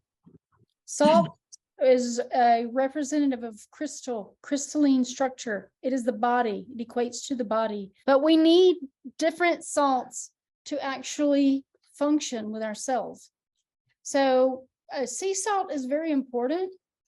I know, at least in Western astrology, the sea salt is one of my main components for being Aquarius for Western, you know, and I'm not sure what Veda has to say about what my salt should be, but each one of us needs one salt more than the other. So there is, you remember Santos Bonacci? Mhm. Okay, so he, there's a wheel based on your zodiac, whether you need, and it's not just salt, it's the minerals in the salt. Mhm. And it doesn't matter if it's sea salt or Himalayan salt, people have to have salt, and these salts contain all of these minerals, and which is what your body needs to function. There's actually a product called oh my gosh, Zelle salts. Yes. Okay, and they're little homeopathic little white tablets you put under your tongue, and they contain all, well, the 12, I guess there's supposed to be 24 minerals that your body has to have. These contain 12 of them, and they're related to the signs of the zodiac, and they are beneficial for your body. Yeah, but anyway, sea salt and Himalayan salt have it all. The Well, actual, I have been reading, because I take Himalayan salt a lot, but I've been reading it doesn't have iodine, and that you need another kind of salt with iodine. And Okay. because I have it said you need the iodine. No. So you're right, it does not have iodine.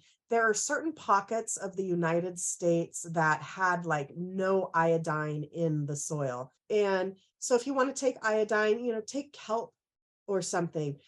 Yeah.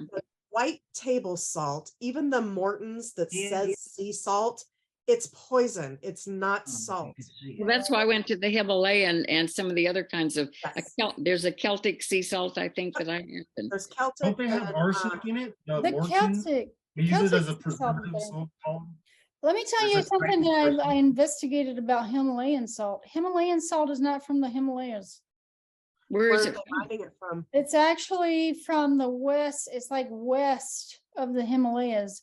So you know, again, are we eating something that's beneficial? I don't know. Sea salt, absolutely. Celtic sea salt is absolutely beneficial. And it is greasy because it is highly alkaline and it comes straight from the ocean and they put it in a bag. And it is gray looking and it's kind of greasy, which is Yeah. exactly what I pulled from the Dead Sea. So I know that Celtic sea salt is legitimate. It's moist. There's a mine in Utah. It's called real salt also that has not been touched, and it has different sort of colors to it because of the minerals I as use well. It's I very use it. beneficial. Yeah, it's really good. Yeah, I do. Nancy, you Yes. can go to the health food store and get liquid iodine. It's clear, it's tasteless, and you puts 3 drops of it in water every day. Hmm. It's clear though, Okay. and it's I not read like it actually decalcifies your pineal gland. That's what the iodine does. That's what I've Yeah. read. I've heard that too.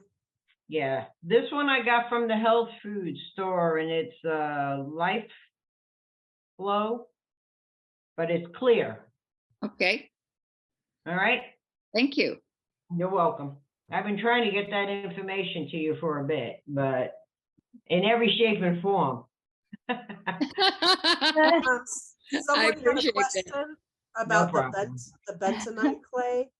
The one I Yeah. use, it's called Aztec. It's like ancient Aztec or something. It's just plain old bentonite clay. For whoever put that up there. I'll tell you a little secret too. So at the farm stores like Tractor Supply, they have diatomaceous earth, which supposedly has diatomaceous and bentonite in it.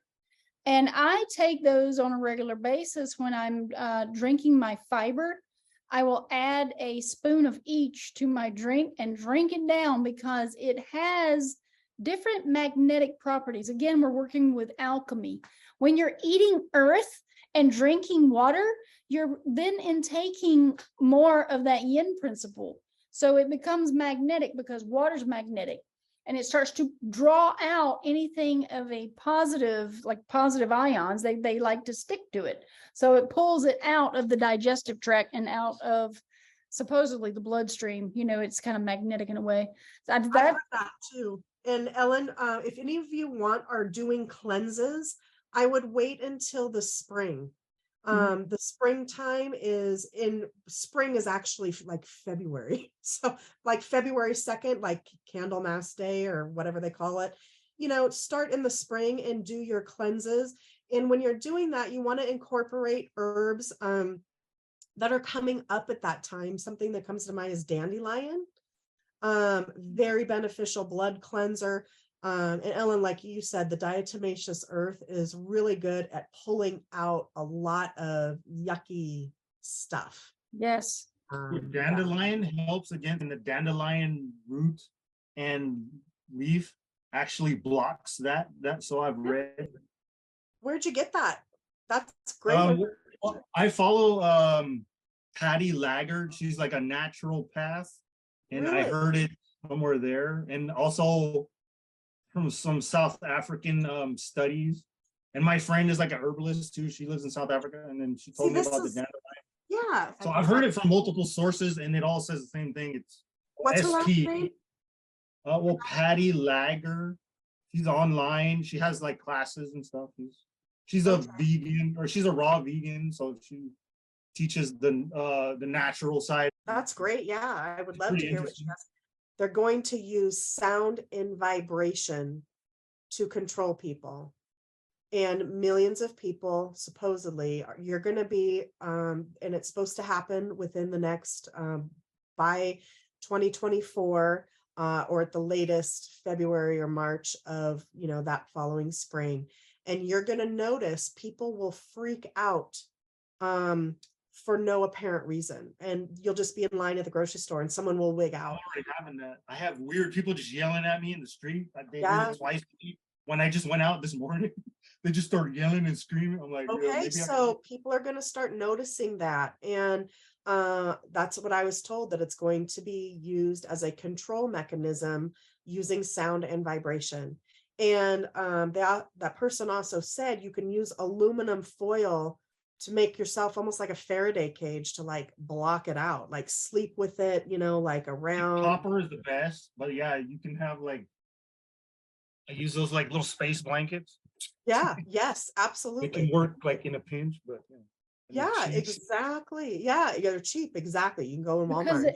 And that's just reminiscent of the movie Kingsman that came out a few years ago. And if you watch Kingsman, you will know absolutely that that's what their intentions are. Based on what I'm learning of the foundations of our world and what I presented in that presentation as DNA being holographic in nature, it's starting to dawn on me that perhaps, all of us are affected because of what they're spraying in the sky and what they're putting in the food. They're putting nanotechnology in everything that we are around. So with that being said, there's been some people that are starting to emerge that are starting to say that there is no real germ theory, that it's all been based on frequencies. And that when possibly my thoughts are this, that when we are around another person who is emitting those frequencies based off of that technology, it can therefore affect the technology that has been implanted within us to then be, affected by those fields of energy, because everything is resonating around us. And our auric fields expand outwards, 8 to 10 feet or whatever, depending on our moods. And so how can we stop this. I was just I'm around my talking brother. about it. But Let we me do tell have you the something energy weird. to override it. We can like ask from a higher power to give us energy. I mean, No, I haven't No. done it in when people talk about it to you, you just say, So everything is energy. yes. And I believe we're going through the energetic fields of these people. Now, my Yes. brother, I'm going to use him as an example because he was recently on a trip to LA and then back immediately. He just had to drop off some things. He works for a company that's delivering stuff for the movies. And he dropped off the equipment. And as he left LA and left California, he started getting sick. The interesting thing is, I have another friend who said their friend left LA and got sick. What is happening? My other theory is thus: they have already basically overtaken California, and you can go do stuff with kids that you couldn't before. It's like a misdemeanor now. They are subverting through black magical means and alchemy. They're subverting different areas of our world. New York and LA are the two pivotal points that then they will then start to enclose the rest of us within. Over in Israel, they have the Jerusalem syndrome, where people become maniacal and fanatical in religious practices when they go and visit Jerusalem. And then when they leave, they're fine. This is all black magic that they are imposing through the knowledge of the heavens above us, the alchemy, and geomancy, along with necromancy and every other black magic thing that they can come up with, because they know they are in dire straits to regain control of the Great Awakening. And they are in a race against time right now to get us linked to their Borg system. There is a huge battle going on right now with the quantum currency and cryptocurrency, which is obviously anything, any term related to death is going to be connected to the death cult of Saturn. Crypto, you know, I mean, it's in your face. Anything that's determined black, you might as well follow that trail right to the Saturnian death cult. Anything that's associated with death and dying and conversion, dominion, the dominion machine, you know, it's all black magic. Our houses having mortgages are black magic. Yes, mort Right, gate, and that is grip, also literally bad energy to all our plants around us. So in our yard. This is where the knowledge comes in, you know, where we're gonna switch it all to words of light, because what we speak, we create. And we've been using their black magic for our words. Harmony, balance. Baal is Baal, is the demon that they worship. They created Baal, you know, even though it's the bull of Taurus, theirs is the antithesis because they worship the black sun. Anyway, I don't want to get off on the whole Saturnian thing, but you had a question, Andrew. I'm so sorry we've been out on this long dissertation. It's okay. I just heard someone mention, and I wanted to mention Aquarius, the water bearer, and Andrew Norton Weber gave me all of my perfect knowledge just by studying water and what he has to say about water. Everything can be through studying water. That's what I wanted to say. Go to aquariusthewaterbearer.com or look up Andrew Norton Weber on YouTube. They're trying to bury his stuff like everybody else. You know, anybody with something good to say like Ellen or me, we just get buried. So yeah, I'm being highly censored, I think, on YouTube now that I've gotten a strike and all the content that I present. Water now. They have you by the life force. The water is the healing. I have this whole thing written on water, and it is so important. And you guys are right. What was his name? Andrew what? Andrew Norton, Norton, Weber with 2 B's, Webber. Andrew Norton Weber. Because water's like it's like a super computer on steroids. It has unlimited memory. You know, there's you know how crystals hold memory. Well, Native American legends that say that, you know, crystals are frozen water, and what it can do is, and it's treated so badly, it, you know, it's chlorinated, fluoride, it's poisoning us. I want to read you guys something really quick about like Ellen, what you were saying about etymology. So think of when you say bless you. You know, everybody thinks that's very, you know, you're being very helpful. Bless, well, break it down, be less, but it's not just that. If you look into the Old English, it's called blod, which means blood. Northumbrian is bloodsean, means to consecrate by a religious rite. Germanic, another way to say bloodseon, to hallow or mark with blood. It's Latin something I can't pronounce, meaning to worship, and later associated with bliss. And then their bloodsean, to consecrate by religious rite, to make holy, perhaps even like blood sacrifice. So even our words were cursing each other. Yes. It's back and that goes back to the vibration you were just talking about, getting Oh, ill. spelling for a reason. We're casting. We'd have to stop talking to communicate, because it looks like practically every word we use has some kind of a negative base behind it. Pretty much. I mean, that's what they have done. They have subverted our world, our beautiful worlds, and all of the foundations therein. I do have something that I wanted to show you guys in regards to Valentine's Day. Of course, we know Valentine was not a good thing, but what I found in alchemy, now this is going to be real interesting.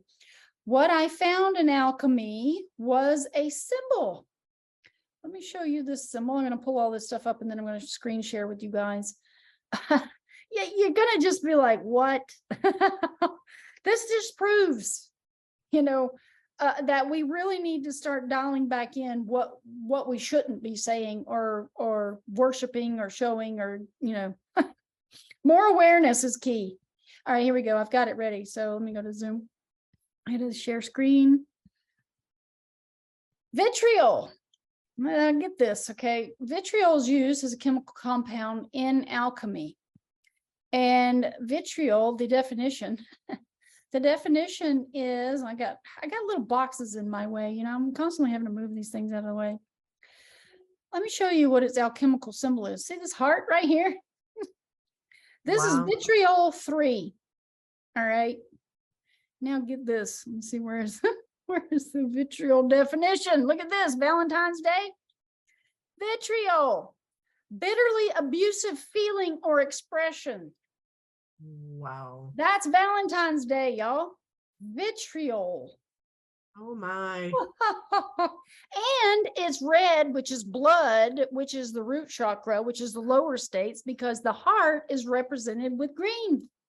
Exactly. You see what they are doing. Yeah. But you know, maybe some of it is, you know, we talk about intentions and our own energy and what we send out and how we choose to do things, you know. And maybe if we don't choose to look at it that way and we choose to put our own spin on it, maybe we can transmute some of those things. Yeah, I'm not sure how it works, Nancy, because the purveyor of the alchemical meaning and the originator of the design holds the balance of that frequency. Now we can try to negate it with love. All we have to do is envision green hearts everywhere. Green, green, green, or green, you know, chakra. That way it changes it. Well, you know, we were talking about water and the Japanese man, Dr. Emoto, and how you can change the crystals of water. You can write a poem, or you can say a prayer, or you can talk to it and tell it, you send it love and all. And he has all these, I've seen the videos, I've heard him speak and all. You can take muddy, yucky water that looks like it's the worst polluted stuff in the world, and it will clear up. And the crystals go from being gray and brown and awful. And then you clean it up and you do the most beautiful clear or white crystals that come out of it. So if you can do that with water, why couldn't we do that with other things? Because the body is largely composed of water anyway. But I want to say one quick thing before because I don't know when you're going to end this, but as far as the health stuff, I take quercetin, zinc, selenium, and vitamin D and C. And that really helps protect you, because if the zinc can get in your cells, it will stop the bad things from getting in, but it has to have a way to get in. And the quercetin will move the zinc into your cells. And then the vitamin D and C and the selenium help. And Dr. Mercola, whom they have ostracized and tried to shut him down completely, but he still has articles. They only let it stay up 24 hours and then they shoot it down. But Dr. Mercola has a lot of wonderful health information on protecting yourself or healing yourself, or how some of the natural supplements can do things to help you. That's actually a really good point. Quercetin is quinine. And if you, for some reason, you're never able to get it or something, it's in tonic water.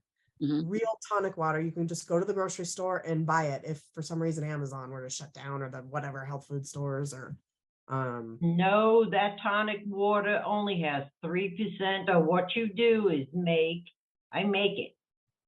It is 2 grapefruit peels, 2 lemon peels. You fill the pot with water and let it come to a boil, and then simmer it for 2 hours, and let it cool. Don't take the cover off, because all of the tonic is in the cover. And then drain the cover into it, take the peels out, and put it in jars and leave it in the refrigerator. It never goes bad. It So works that- wonderful. yeah, I've heard about that, but that's a little different from quinine. Quinine's actually from the bark of a tree. Okay. Yeah, but yeah, what you said, I've heard about that also. I And it's have- amazing that kicks stuff out of people. Yeah. Yes, it does. Yeah. And I think there's a one called ginger. It's more expensive. It's not the Schweppes or whatever. I think it has 6%. But yeah, when I had COVID, I was doing exactly that: vitamin C, vitamin D, zinc, quinine. I also added OSHA root tincture. OSHA is really good for the lungs. It really helped me. Yeah, if you can make your own, even vitamins or whatever. Most of the, recall that most of the vitamins all have been corrupted too. Like in Canada, they have a measure where they put all this, they say it's for anti-caking or whatever, but it's poison they put in it. I mean, Yeah, you got to if you be make it careful with your yourself, vitamins. then you know what's in there. So Yeah, the companies own most of the supplement. If you guys are interested at some point down the road, I have a Vedic calendar that I can share with you guys. So like there are good times. Any time is good according to your intention. It goes back to the vibration, Ellen. But there are good times to perform certain things, like the cleansing of a house or the cleansing of a person, based on the stars. And I actually print out an online Vedic calendar, and in each day of the moon gives off a different vibration. Whether it's not just whether it's waxing or waning, because that's important too, but it really gets down into the nitty gritty. So even if you're making medicine, or like for me, I use it for gardening, or, you know, you need to get rid of a demon in somebody, there's days that are very powerful to perform those kinds of things. So anyway, if anybody's interested. Yeah, we need that knowledge, because that it's important for us to start grasping that aspect of our world and how powerful these phases are with the planets, the moon, the sun, the stars, the hours of the day, even. Yeah. I Oh mean, yeah. Very it's much. all alchemy of Very spirit, much. but we do not know the alchemy of the spirit. And that's all it really is, Yeah. because our spirit is emanated from those stars in the heavens above us. Exactly. It gives off a vibration and influence on everything, and it penetrates everything. And the interesting thing is, and this kind of goes back to, I can't remember, Nancy, I think you were saying about how your intention. So if you are to the level of a Tibetan monk, where you're able to levitate and you can be out in the snow and not get cold, you know, ideally, we would all want to be there. And then things like, you know, wearing polyester won't matter, eating genetically modified food, because you're above all that and you're able to control it. But until people are able to awaken and really strengthen their will against all the poisons that are being aimed at us, they need every bit of knowledge that they can have, every bit of knowledge. You know, I don't know, I got so much stuff. So anyway, Yeah. You're absolutely right. I have a very dear friend. She's no longer with us, who was very close to the Dalai Lama, raised a lot of money to help him with his monasteries and all. And she would go over there for the different ceremonies. She was always trying to get me to go for the Tibetan New Year, but it was always in February. And I said, I'm not going up there into a mountain and freeze to death, because they said you get in your sleeping bag and you stay there all night. They had not reached that level of nirvana, but they said the monks would sit there with just a little, whatever that dress they were, you know, that shirt they wear is and all, and the freezing weather, and the cold never bothered them. It didn't matter how cold it was. They did not have to have all those clothes on them. But it takes a lot. I mean, you devote your life to have that kind of capability. They meditate, I think, 24 hours a day. Well, we are having to live in the real world that we have to live in, and the things we have to do just to pay our mortgage and get groceries on the table and all. You don't have the time to spend half your life putting yourself at that level where you're totally immune. So that's why we have to have these other things that we're sharing here. Yeah, and you know, it's all based on the choices that you make. And like, you know how the planets based on your birth chart give you positive or negative influences, and oftentimes a combination of both. When you come to this understanding, or you've had a particular experience and you have learned your lesson, then it will stop giving you that negative influence. Absolutely. You know, it's all about, you know, we came here to learn, we're none of us are leaving here alive, and that's okay. There's nothing wrong with that. That's okay. And but the more knowledge that we have, and Ellen, I don't know about, you know, the reincarnation cycle. So for some reason, I'm beginning to think that maybe we don't have to come back. Maybe a lot of us do, but at some point you're going to get enough knowledge to where, you know, you can move on from the earth plane and go somewhere else. Anyway, I don't know. Well, I think you're right on that. I have seen lives of mine going back to Italy in the Renaissance. I've seen myself in Egypt. I finally went to Egypt because I've always been drawn to Egypt since I was a little girl. And I finally met up with some strangers and had 3 wonderful weeks there. I've seen myself in Atlantis. So I know about these lives, but my understanding is that you can reach a point where you go to another dimension, and maybe even another galaxy or something, but you don't necessarily have to come back to this planet. Although they're always raving about this planet has things that you don't find anywhere else and what have you. And I'm like, but they have to have their own beauty and their own fascinating aspects. Well, I think this planet is totally free will, and that's probably what makes it unique. It I mean, is. you can choose to be the baddest of the bad if you want to. And But how can you have so many billions of planets out there in the universe and only have one that has free will? That's hard for me to comprehend. I don't know. I have no idea. That doesn't make logical sense to me. No, it doesn't. It doesn't. I've never had past life regression. I would love to do that someday. I think it would be really neat. I was don't told wanna come something back I here. was in a past life. but I haven't. They do say the learning curve here is a little higher, so Yeah, it's a hard life. You know, there are a lot of hard lessons to be learned. And I don't Past regret life is it. really good. I did it after seeing a UFO in 1980. and I learned a lot from it. It's really good. You actually go back through the birth process. So Huh. I recommend it if anyone ever hasn't done it. Try it. It's amazing.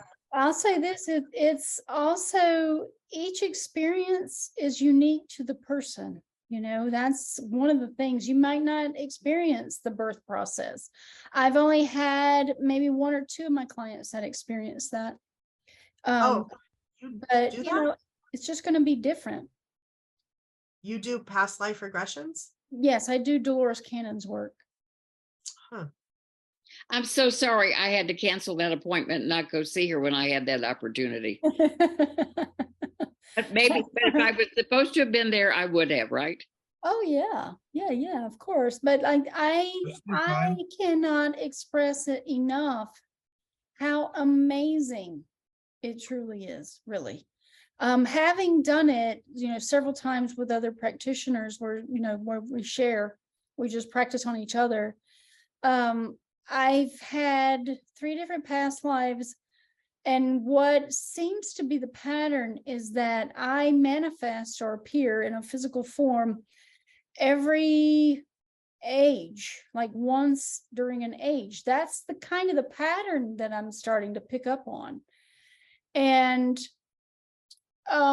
very unique experiences that are telling me who I am to this day based on my past lives. I've brought those energies into this life. I was a warrior in a past life that was either in Ireland or in the Nordic lands. And then I was a seeress during Alexandria's day, during, I guess, the Golden Age. And I've also been an elf in Alfenheim, which is why I'm a double air spirit in this life, because I came from a lofty place in this realm that can be accessed through earth plane, but it is tied to the Norse cosmology. That's what got me started on that whole Norse myth thing, was that, you know, I'm coming across terms while I'm looking for purple eyes, because I never knew anything about it.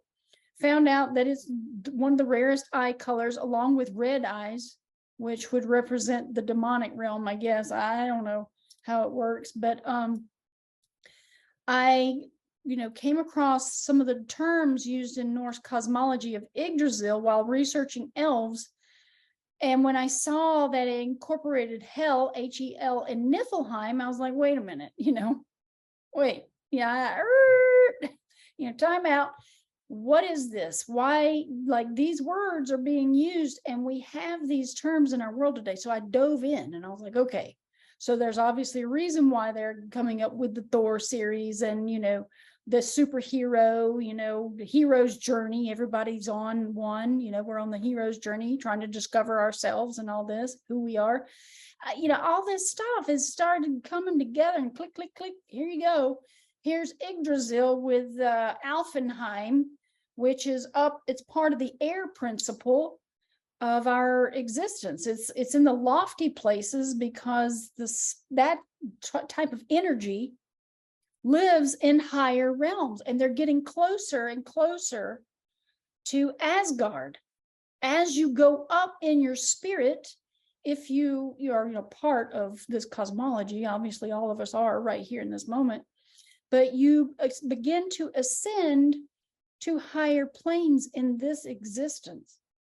And so I like that presentation you did. It was very good. Oh my gosh, it's so bizarre. But I came, like, in my vision, I saw myself. This was in the more recent hypnosis session that I had with one of my friends who took Dolores Cannon's class about 3 months ago, and she needed to get some of her practices in. I went up there and she practiced on me again. And, you know, I wanted to know more about this whole elf realm. And I saw myself there. I was a female elf.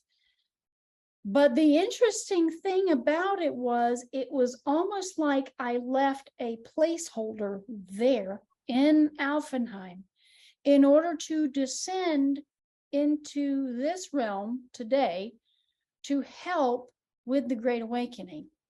very strange, because what I saw was that I was in a lofty place, and I even described that it was somewhere in the mountains where you could access this elf realm.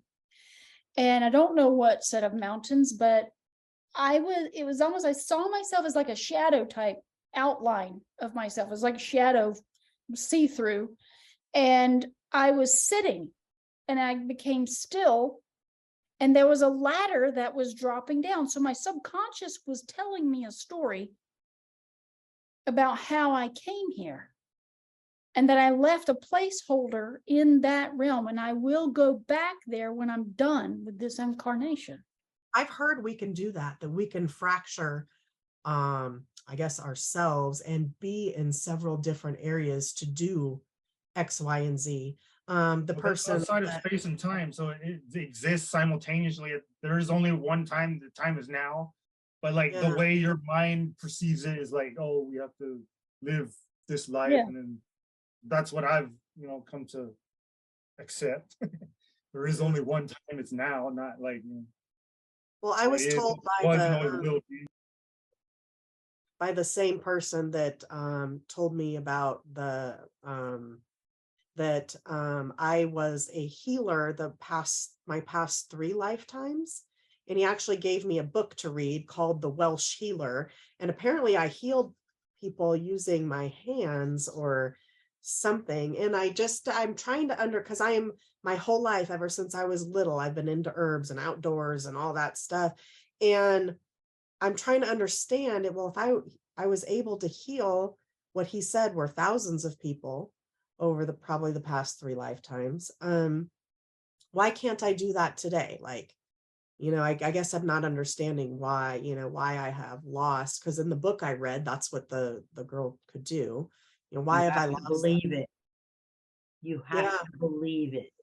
Yeah. It has to do with your chart too, because you might have changed something in your chart, but you're technically not supposed to read your own chart because it'll ruin the experience. So, don't worry about it. It all goes into believing, and you don't know. People don't realize the magic we hold inside. Ellen knows her magic, and she knows more magic than some others, but we hold magic, and they did not want us to know. I believe that as well. I do. If you meditate and clear your monkey mind, I'm not saying I master that, okay? But I can lay out in the grass and just say, oh my God, this feels so wonderful. And I don't do that at all. Yeah, you need to lay down. Let me tell you the one thing I have learned. That takes every single ache and pain out of your body that all you do is just lay there and just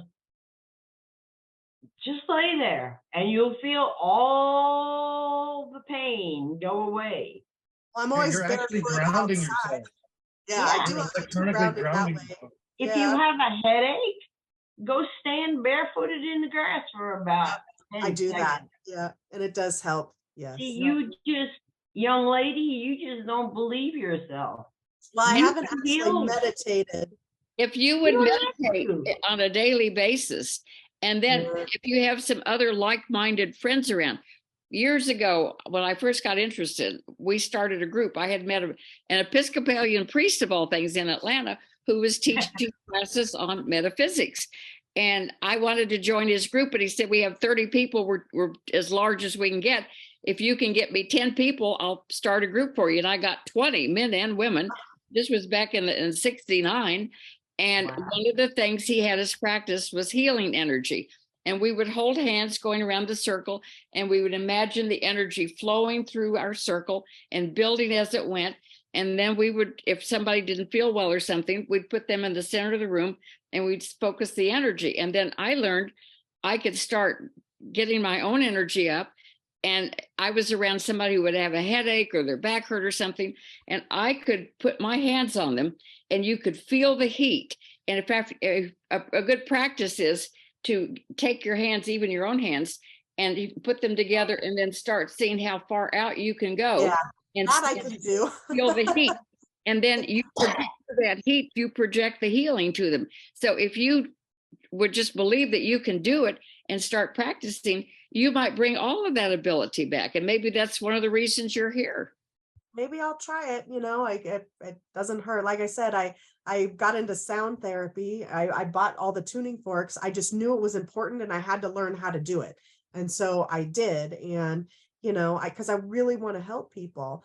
Just in my personal life, I get very busy and I don't carve out any time for myself to just sit in my own mind and be quiet, because I'm always, researching or doing this or doing that. And, but yeah, I do ground. I go out in the yard. I have my garden and, I do, cleansings and things like that. But the actual meditation where you're like gone or having an out of body experience is what I really want to try to do. And then maybe, I can get something.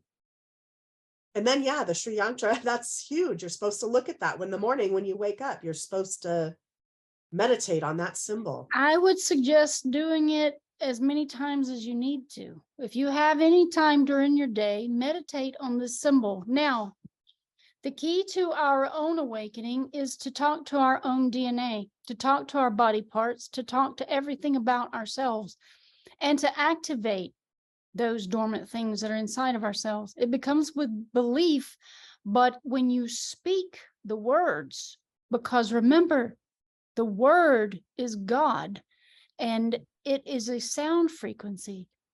So when you command your DNA to awaken to all possibilities, do it while staring at this little design right here, especially this one with the colors that it has. The purple is the highest frequency, and it has the water and the air and the fire represented as yellow, red, blue. And, the brown, I guess, represents the earth. But as you can see, that blue combined with the yellow in between the triangles starts to form green in your eyes, which is part of the earth principle. But when you stare at this design, it's going to activate things in your subconscious you never knew existed. I'll tell you this much. I did this. I was staring at this thing for a few days, just when I had time, I would just open it up. I actually put it on my desktop too. So that way, when I open my computer, I can look at this thing. I have some candles that are battery operated. They are those Luminara candles. I have one particular candle that's kind of tall and the batteries are dead. I just had to recharge all the other batteries and all the other candles, but I left this one dead because this one candle has been speaking to me in its own language. I watch TV sometimes. I've been deciphering and decoding some of the Hollyweirds or Hollywoods movies and, shows. And when I do, I'm meditating, and this candle that has dead batteries will flicker. Like, okay. And I don't know if it's because I've been working with Hermetics, breathing in the alchemical elements. That's part of the process that we're learning in Hermetics, is that we'll go in meditation. And I do this randomly while I'm driving. I'll just envision breathing in one particular element. Since my element is air, maybe, supposedly, I do that one the most.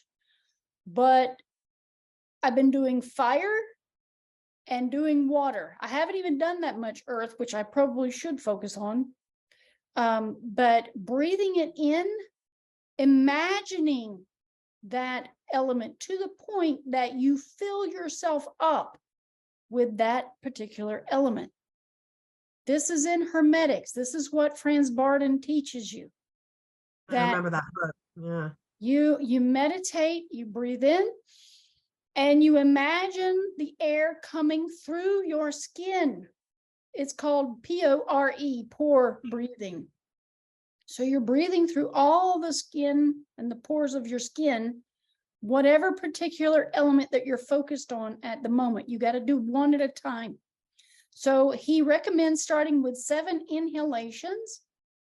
and then 7 exhalations to truly focus on becoming air. You do this with your eyes closed, and your eyes are actually focusing at your third eye point between your eyebrows. And you're supposed to sit in a chair while you do this 7 times. And then you imagine exhaling that element 7 times, decompressing the energy from your body. But as you practice this, you don't do more than 40 inhalations of the element. And you do not ever maintain the element within inside your body, because it will start to cause an imbalance in your body, and you'll get a discomfort. But eventually, as your consciousness expands on this knowledge, even if it's in this life or the next life or whatever incarnation comes next, you can then start to levitate yourself and other things, because you have to feel that element. The feeling is the magnetism of this process, and it will actually go out and start to affect the air element all around. And then you can start to then levitate the things around you. This is how it's done. Magnetism, electromagnetism. Yeah. But then each element in turn is what you start to meditate with as well. I need to carve out the time. Yeah, you know what? 5 minutes. It doesn't take that long to breathe in 7 times, you know. If you can do it just in any moment, you can be sitting making stuff in the kitchen, meditating only on one element. I'm going to try that, because in my mind, I have to be, like in my room and nobody here and quiet. Yeah, I mean, and, to truly focus and feel with your eyes closed, yes. But if you're just practicing consistently, as you're sitting doing something, you're just going, and you're imagining air coming through every part of your skin, and then you're exhaling it out, you're already doing the work without truly, diving in. And then eventually you're going to want to do this all the time, because you'll start noticing these things happening all around you. I was 2 nights ago, I'm in bed. I woke up, wide awake, 3 o'clock in the morning or something late. I hear this popping sound. I couldn't tell if it was in the room or outside the room. And it was because I was in this state of awareness where I was just in some other state, a theta state or something in my mind, but I was wide awake. But I wasn't consciously focusing on anything. But I'm hearing this, and I'm going, what is that noise? And I think it's something that my higher self or my subconscious mind is actually creating, because I've been studying these Hermetics, and weird things are starting to happen around me. I think that's great. I'm paying attention and being mindful of this stuff, because I'm like, okay, that's not me that I know of. Right. But that's why we have to start grasping control of the mind, because the subconscious is going to be doing stuff, beyond your reach of the conscious mind. You're going to be like, wait a minute, don't do that.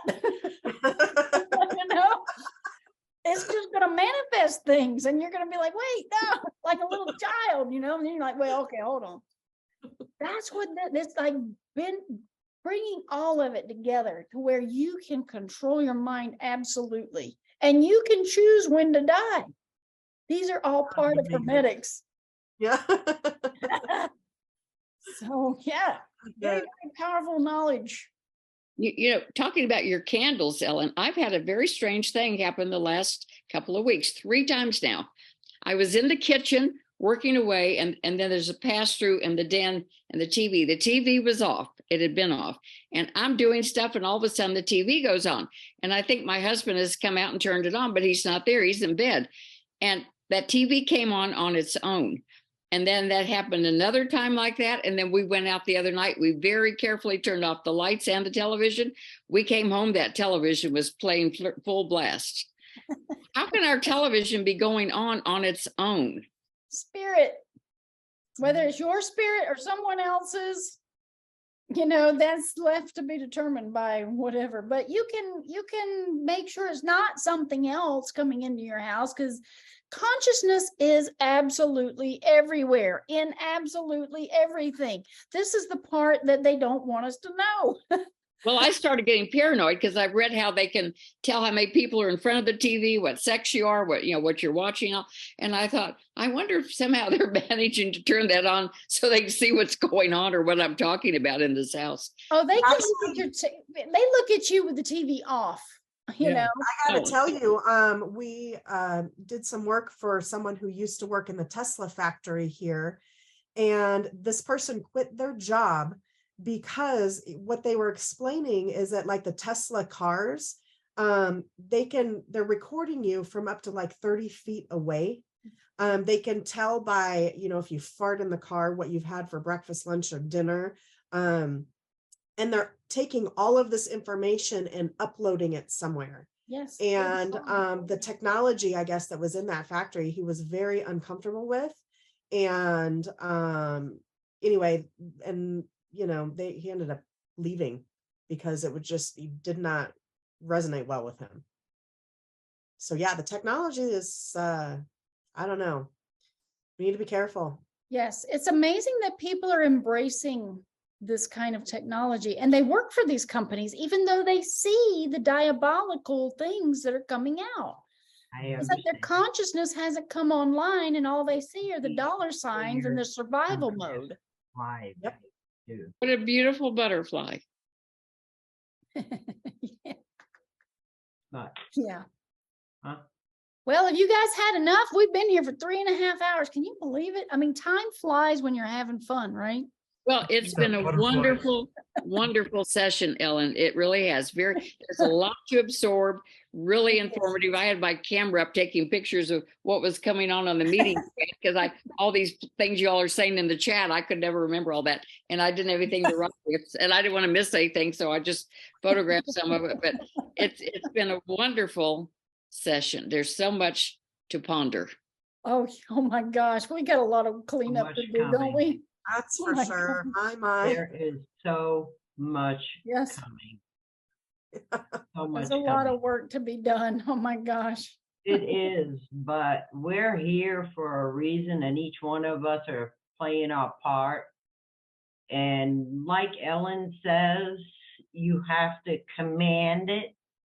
Now, you can do it her way. You could do it any other way. A year ago, when I heard they took away from me what I should be, yeah, my hands go up in the air and I command my spirit to give me all that I am now. And I say it 3 times because they took it without any of our permission. So you have to command it back. We are gods, actually. But some people think by commanding Prime Creator to give me all my power, you're disrespecting God. No. But that's a religious belief. It's really not. We are all very powerful. And you, Kara, need to start, click your heels 3 times and believe you are home. Yeah, I'm gonna try. I'm gonna do that meditation stuff because I will. I will do it. I am. I am. That's the first lesson for me. I am. Absolutely. I am. I was like, I am what? Crazy, yeah. But I am. Look yourself in the mirror and say it. So I also, because we are, creators of our reality, our experience, it dawned on me that we can implant or embed a code word to be used in our next life that will activate the memories from this life. Everything's based on intention. Everything in existence is based on the power of the will. So in any particular moment that you wish to say, you know what, if I am choosing in the future, because you don't know whether your soul is going to say, hey, yeah, I want to go back because that was a lot of fun, actually, even though it was suffering and pain and all this stuff. And Yeah, you will choose a life to come back, possibly in this existence, somewhere in a timeline of your choosing. You can then say, okay, well, since I'm going to be coming back, more than likely, I'm going to put this, just like in hypnosis, when we implant keywords to help someone get into that hypnotic state of awareness, you can go, when I arrive in my next destination of my next life and incarnation, I implant this word to be sounded off by my mouth, and then it will trigger my mind, my consciousness, to remember everything from my past lives. This is what we can do for ourselves. Our DNA is encoded. And somebody was telling me the other day, what if you've already done that? And that's why your, things are working out the way they are. And I was like, quite possibly. Our new life isn't going to have horoscopes. There's none of that is even going to be, Carol, like you said, entertainment. It was. And some people woke up and followed it and lived by it. Others did other things. But none of that is going to be in the new world. So we'll have all our powers, but we'll be all loving because we have to get to the heart chakra. Well, there's always different timelines for us to choose. So you can just leave it as a sound frequency, like I or ah or eh, as the tone, because you don't know what language you're going to speak or whatever in the next incarnation. You don't know what planet you might be on or whatever, but it's just a sound. I want to just telepathically look at someone and say, and they know exactly what I'm saying. The picture of the mind, yeah. Like my mother, when she looked at me, I knew exactly what she meant. She didn't say nothing to me. I knew it. I was going to get a beating. You better listen. Yeah, absolutely. I got to go. Yep, it's time to go. All right. All right, thank you, everybody. Another wonderful, enlightening session. Yes. I enjoyed it. Namaste, everyone. Namaste. Thank you, everybody. Bye, everybody.